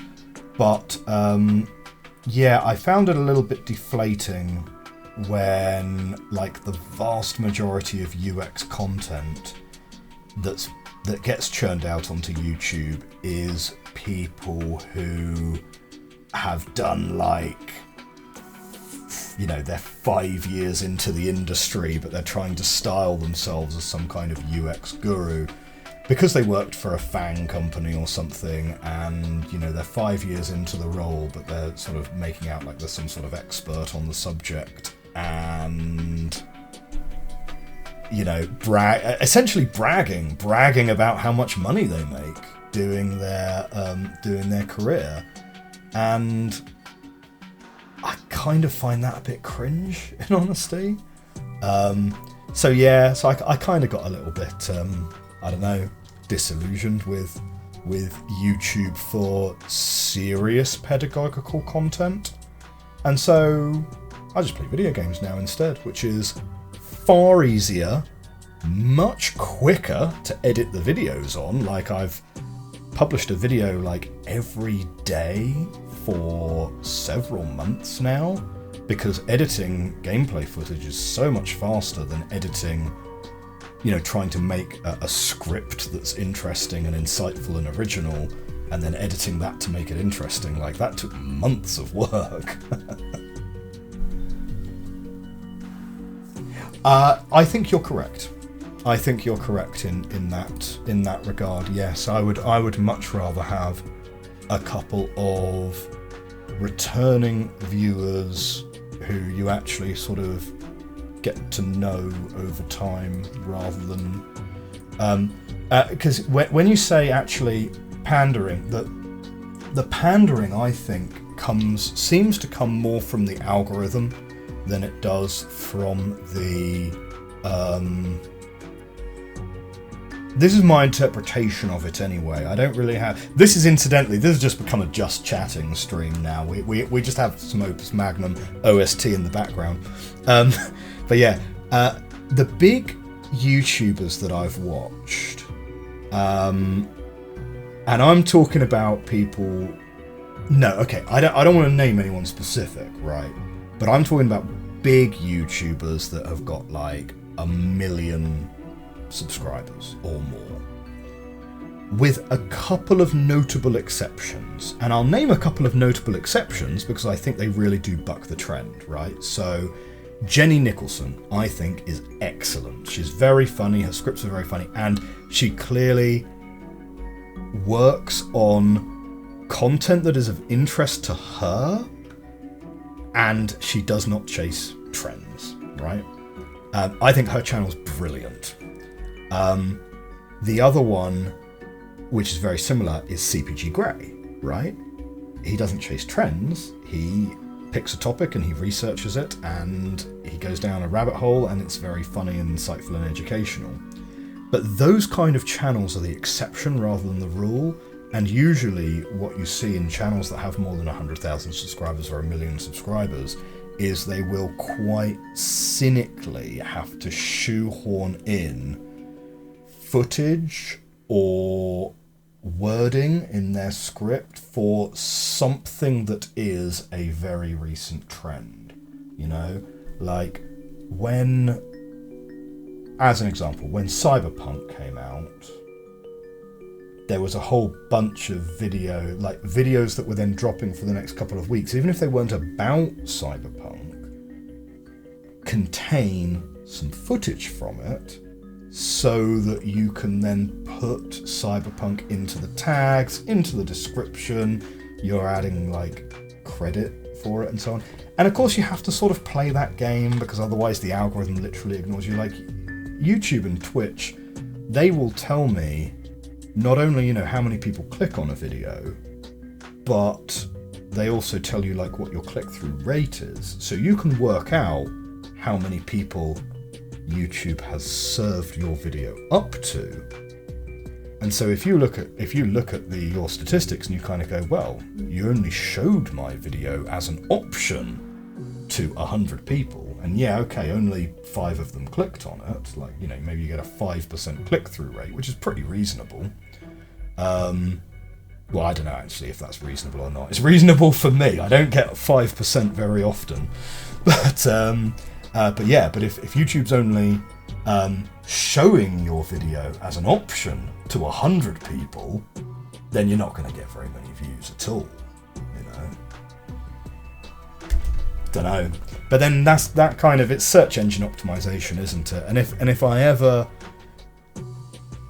started getting, you know, reasonable growth, let's say, maybe I would get a virtual assistant to help me with search engine optimization or something, but I don't see it as ever being something that I'm going to need, let's say. I'm not sure. This is a hobby. This is very much a hobby, you know. I've got a job and a career outside of this and so on, which I enjoy doing perfectly fine. I'm not looking to become a full-time streamer or a full-time YouTuber. That's really not the plan. Okay, right. That was a massive digression.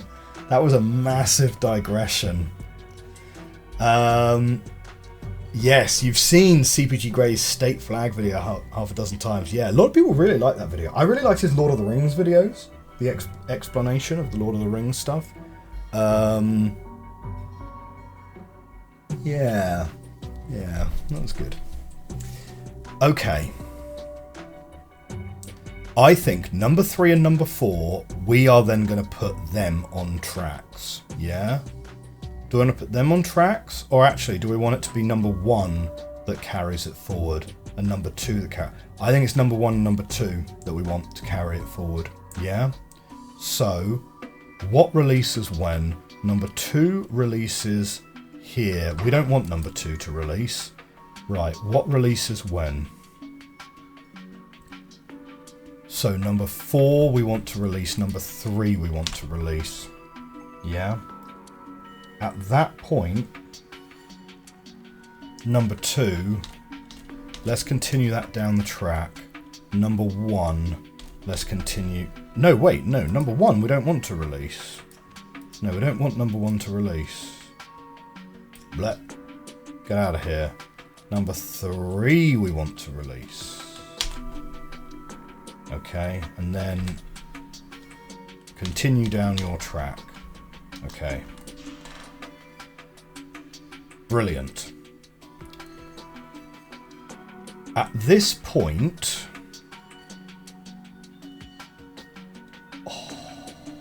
do you know what would be really sick? If you could... Does number 1 get here first? It would be pretty sick to be able to just have 1 here and 1 here, and then it's kind of in the right spot. the thing is, that is not going to be able to swing round, pretty sure. Yeah. Because I think even if you were to delay these, let's say, number 1, I don't think you're going to be able to get that to swing.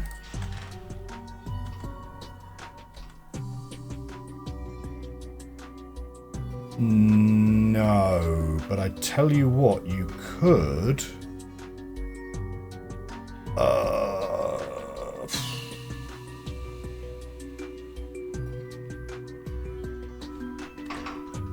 We're going to move that track there and there, isn't it? We're going to rotate it once and then move it 2 more times down.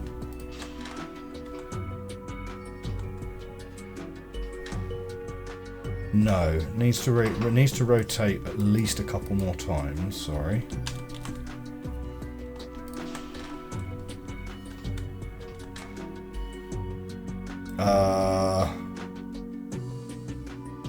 It's like almost there, but not quite. We need to get it to rotate like that way.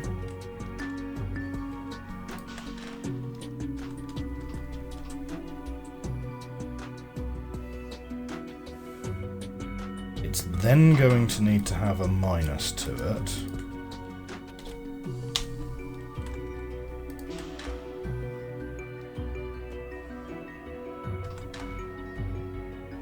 And now it can rotate again.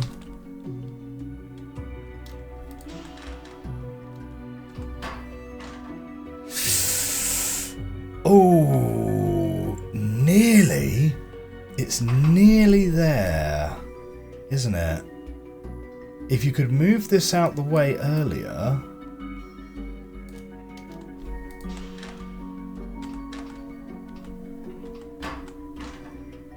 Oh no, really? Oh, it's so close! It's so close!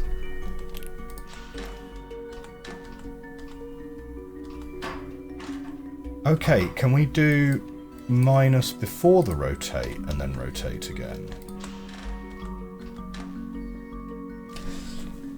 Oh, that's not what I wanted. Not what I wanted.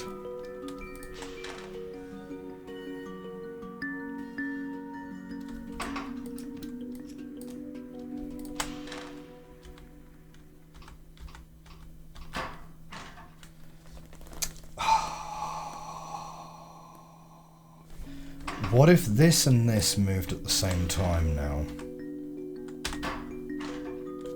No, that doesn't count them as being able to be past each other. They can't move past each other like that. Oh, that's super annoying. It's really, really close to just like perfect.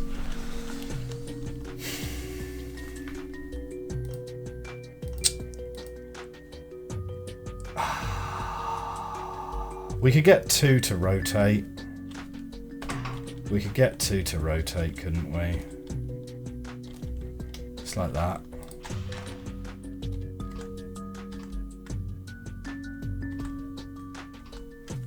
Okay.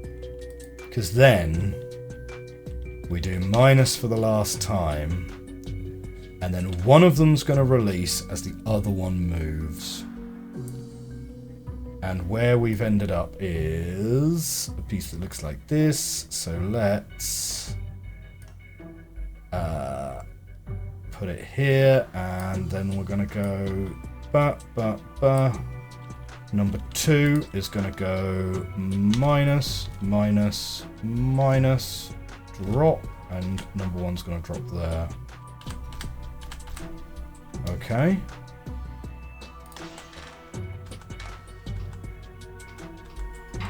Hey, I think that's going to work all right. Here we go. Thank you for engaging with my off-topic musings for a few minutes. I do like to get a sense of who I'm following. Game on! Yeah, cool. Yeah, no problem at all, right? Like, I mean, you know, most of the appeal of streaming rather than recording is the live interaction you have with other people. So I prefer streaming to recording, right?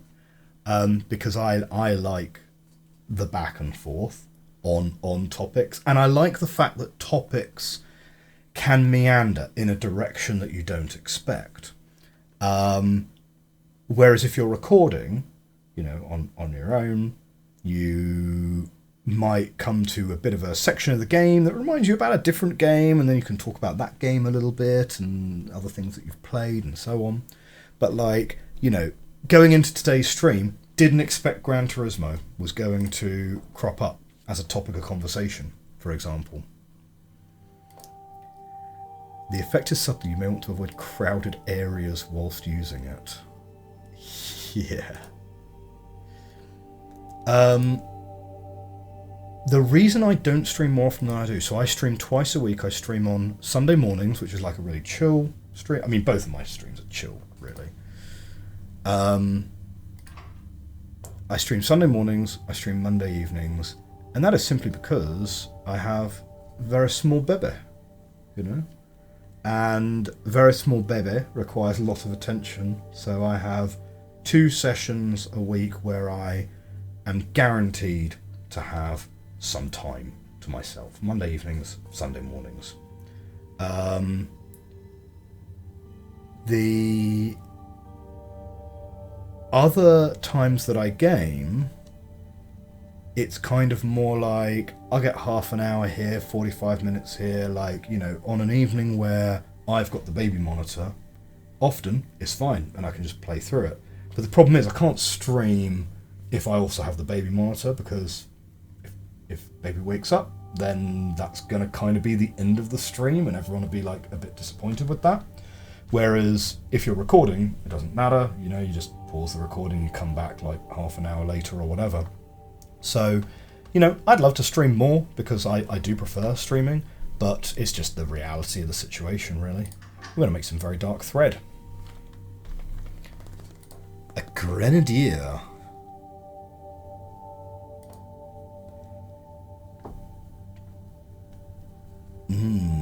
Is the story in the game good? Well, I think it has a deeper and more interesting story than any other Zachtronics game that I've played. I give it that much.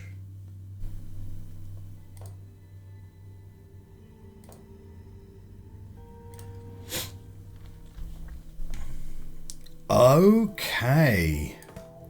Ooh, we are making something interesting.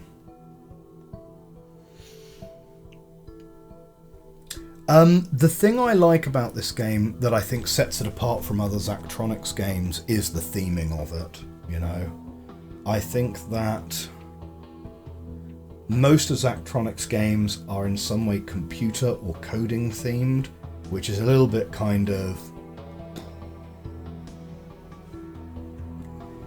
yeah, not a huge, like, it's fine, it's okay, I understand why he does it. But like, I like the alchemy theming of it, because it kind of, yeah, I don't know, just, that seems neat. Right, so we need salt in the center, and we're making iron on the peripheries. So we can make iron here. Right, let's start by just making a little iron engine. And that's fine, right? Because make a little bit of iron here, and that's going to be grab, rotate, release, rotate, rotate, grab, rotate, whoops, grab, rotate, release. That makes tin. Rotate, grab, rotate, release. That makes iron. Yep, bump, bump. So that's going to put iron here.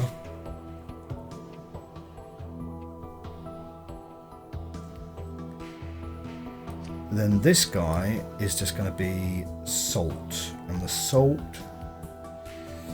Now the repeating element that we are going to make needs to be this part here, yeah?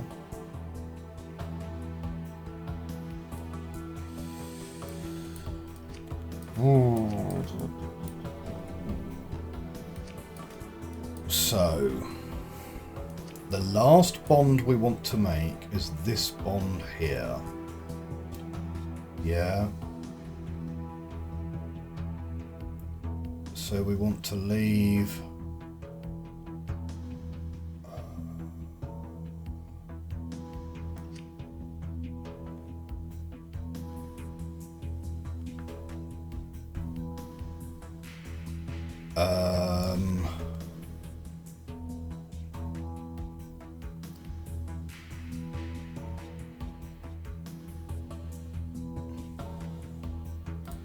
yeah, extra lore for those who are interested. And a lot of these games do seem to have pretty unintrusive storylines, right?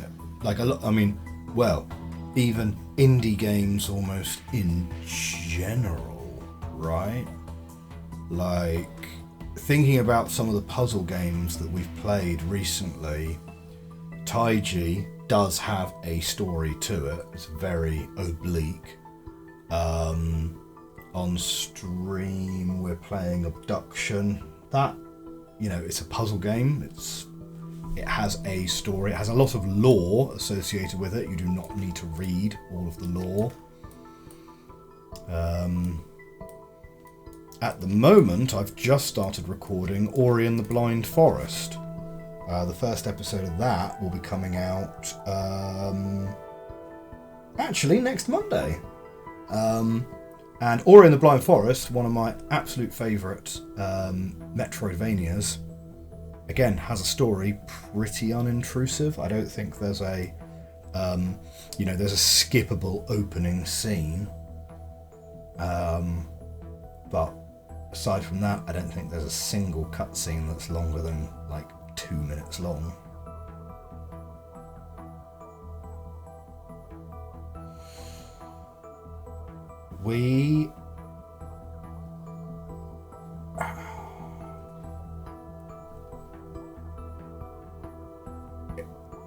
So what I'm thinking about is we need to push the new element such that it bonds with the old element and then gets put into its position. But then when it's in its position, it's now not going to be in the correct spot for the next iteration. So you effectively need to work a whole iteration out, right? So we would want it here, so it actually needs to be there. Da, da, da, da. Yes, right, so that's where we're going to put it. And we're going to put a piece here, here, here, here. And then it's going to bond to the next one. So this is the repeating element that we want.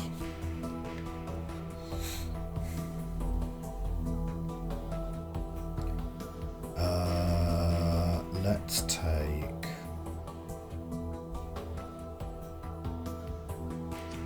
Right, we need a calcification piece anyway. Does it make sense to take a salt iron and then take another salt iron and then combine the two of them together? It kind of feels like it might. So we're going to end up with an iron here. We can take a piece here. Oh, I like that. I like that. Because what we could do is we could have a bonding piece there. And then number 2 goes grab this way, drop. And then across 2 more.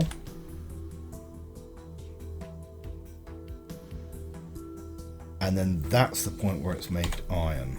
Yeah, so we grab it, move it, and then we have iron and salt.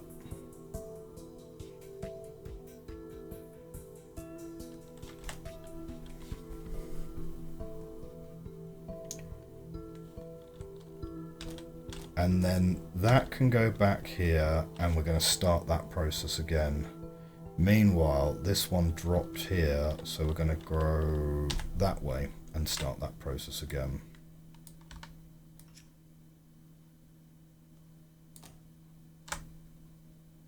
Yep. Meanwhile, as soon as this gets dropped from here, we've got an iron and a salt which is ready to go. And this spot hasn't been used yet. Oh, this is looking tight. I like it. I like it. So let's grab a track.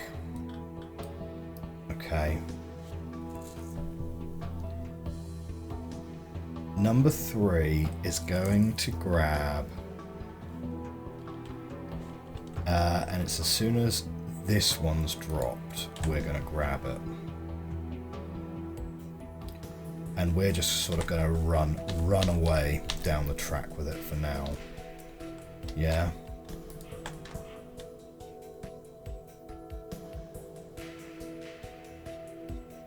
Interesting, it didn't make a second one. Why did it not do that?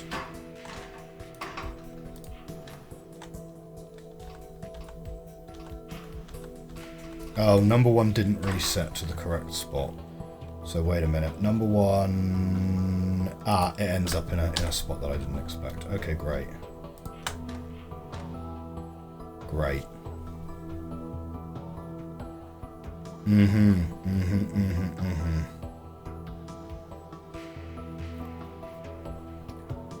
So what needs to happen next then is we can take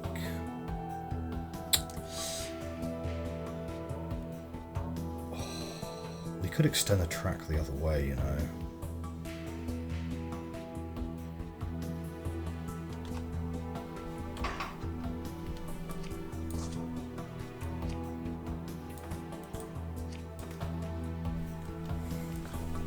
If we take the track this way,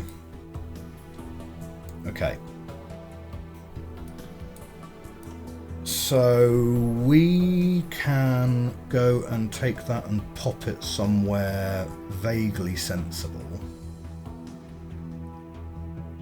but ultimately we're going to want to sort of bond it together with a piece.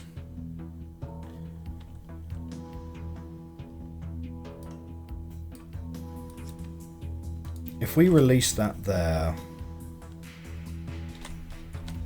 and now go back, we could also go back here. What makes sense to grab? Does it make sense to grab the salt, or does it make sense to grab the iron? Because we're going to end up with the salt here. We need the iron to be on this spot and the salt to be on this spot.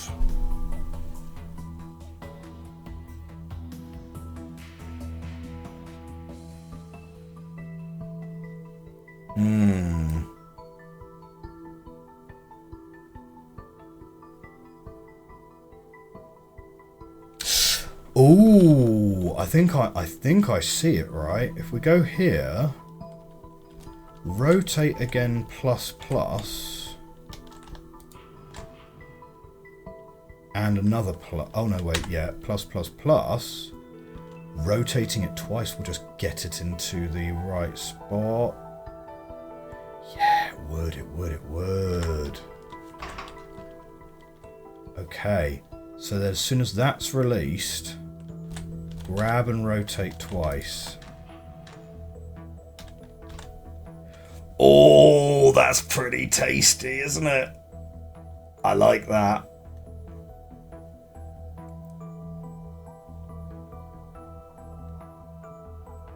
That's pretty good. That's pretty good.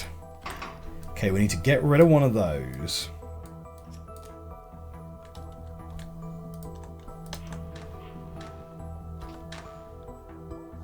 Yeah, okay. And now... Yeah, it's... The problem is now where it kind of goes from there, isn't it? Because we now need to sort of move it in that direction. Which...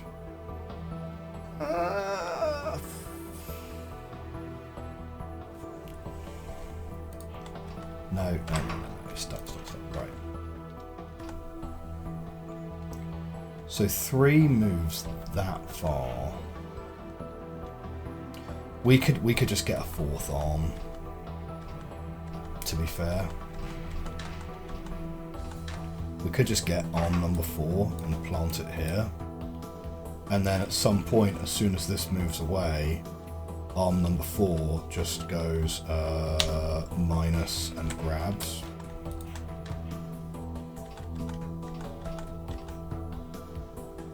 Oh, that's weird. Oh, minus, plus and grabs.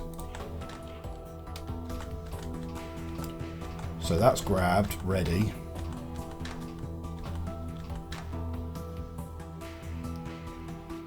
So that's number 3. That needs to now be a release. And number 4 now has that there. And what did I say we needed the bond to be? It needs to be here. It needs to be here, there. Something like that. So needs placing. Ugh.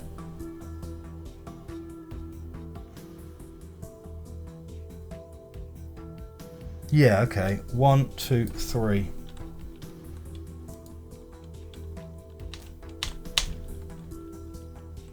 And release it.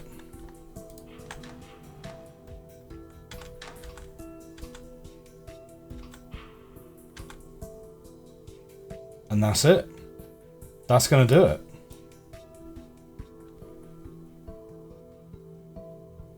And I think... Yeah, I think that's good. I think that's good.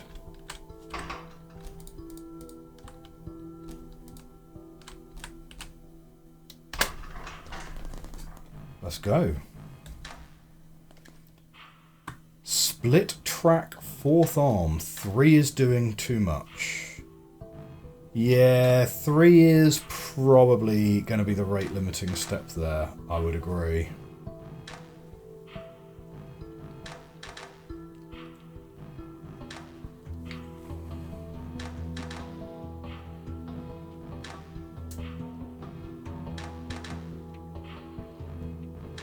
I like it though. I like that solution. I'm pretty proud of that one. Oh, we're right down the bottom for area. Oh, I like that. That's good. That's good. Cool. Quite a striking look. Oh, blimey. Never thought I'd reach the heights of fashion like this. Hardly do much more alchemy in any case. We used the last of our quicksilver making that.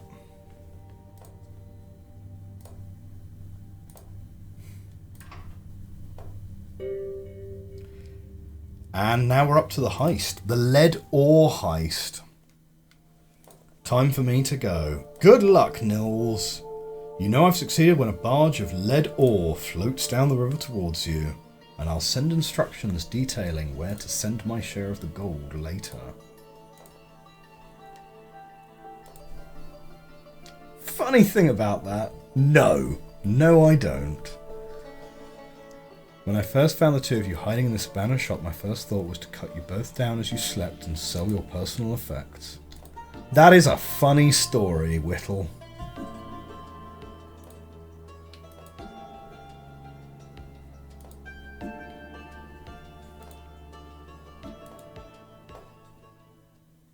And here we are, Chapter 4.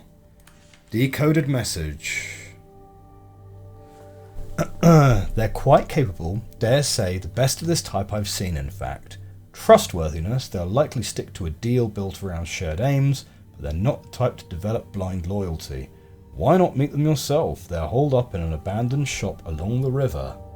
Niels. So, Clara Soria. Who be this?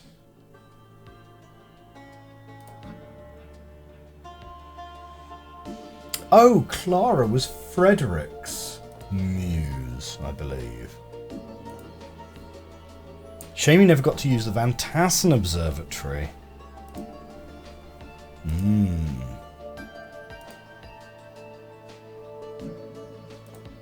There we go. Hey, there's someone for everyone, Anateus.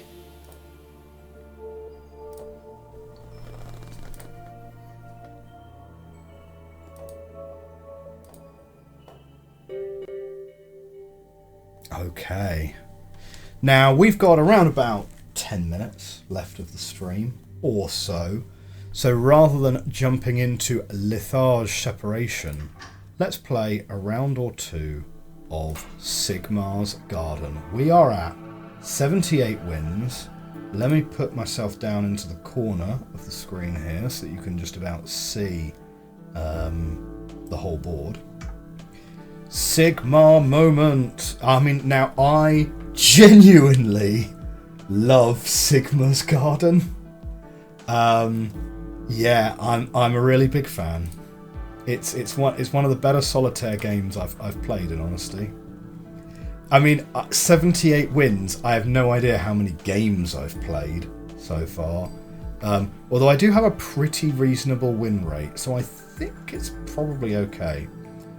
I think it probably makes sense to literally just clear all of those, but do we want to clear this one?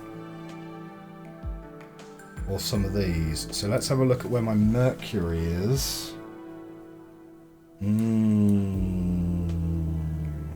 Yeah, okay. Oh, that's a bit tricky, right? So we've got Mercury and we've got Tin right beside each other. So, yes, we want to clear this Mercury quickly. It's behind this red one here. So I think Silver, we're not going to get to for ages. Vitae, I don't think is a big concern right now. So let's get these two done here. We can use this Mercury and then we clear this Mercury with the Tin. Got it. You just brute force them. Zachtronics with solitaires again. Now I need to launch the game, do a couple of games. It's a brilliant. I think it's a nice. It's a nice distraction. I like the fact that the board uses different randomized layouts each time. I think that's super smart. And I think it is that nice balance of there's a bit of strategy to it, but if you lose, the feel bads aren't too bad because there is a lot of randomness to it as well. Like, you'd never go into this assuming that you're going to win every game you play of it, you know? And that's great. I think we want to get rid of this Moors. We will use this one.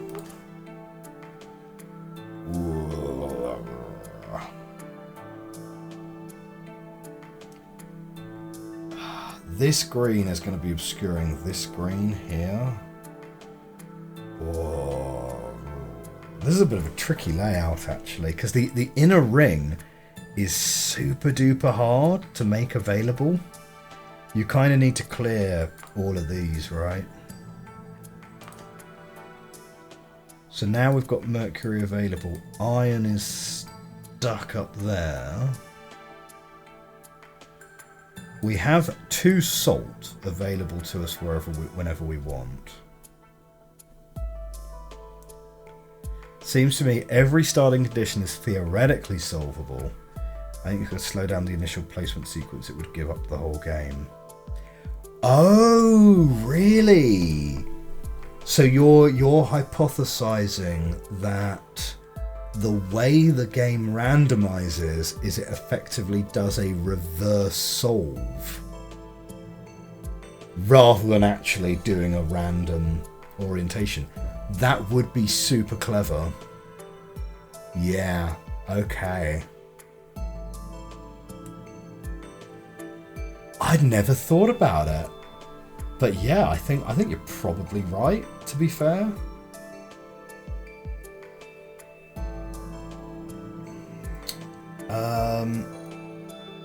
We want to clear the copper here. To do that, we need to get to the iron. We might be using our first salt then. Oh, no. We used that vitae there. Okay.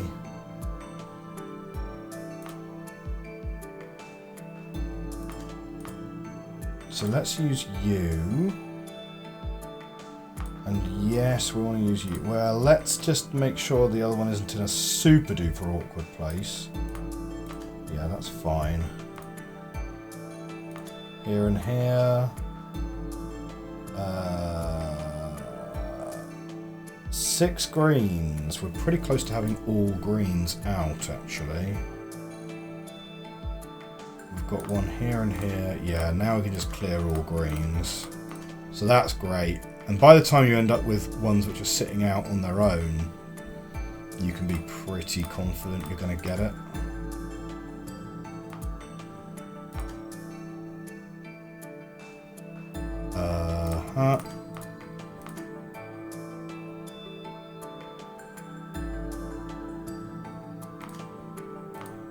Great. Always satisfying to finish with 2 salts together, right? Got time for one more. Okay, same layout as before. Right, which vitae do we clear? We have a Moors here, so that's the natural one to go for.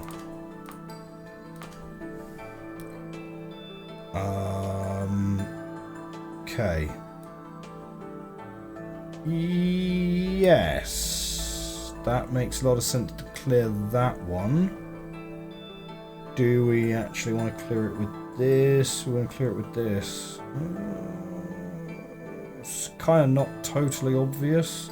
All of the reds are clustered around this side, so red is very likely to be needing some salt to get it clear.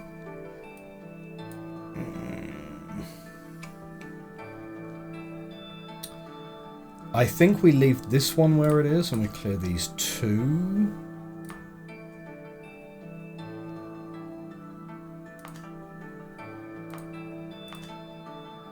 Yeah, okay. Now we can get that one out. Okay. We are making good progress there.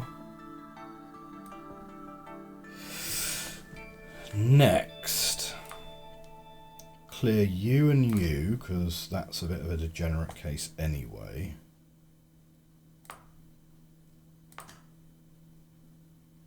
Nice. So now we have a Mercury which gets to sit on its own, which is very handy.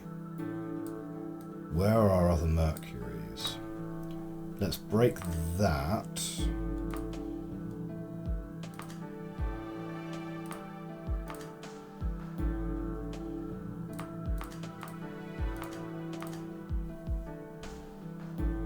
Yeah, getting there, getting there.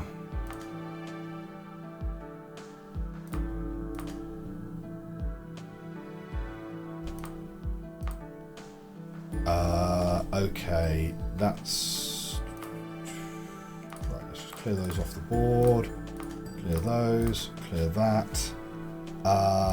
Yeah, salt, salt. Here we go. 80 wins. Brilliant. Okay, that is going to be all we're going to have time for tonight. Thank you very much for coming along. Ground Control, it's been great having you here. Welcome to the crew. Dark Flow, thank you very much for coming along as well. Hype for everyone in the chat. And I hope I'll see you guys again next week. Subscribe to the YouTube channel if you're not. I play loads of other games there. Some puzzle games, some Metroidvanias. The most recent game that I've played that's similar to this is Human Resource Machine. We'll probably play 7 Billion Humans at some point as well. Both great coding games. But yeah, have a great evening. I will see you guys soon. Bye bye. Just quick, so that can work as an outro for the YouTube guys.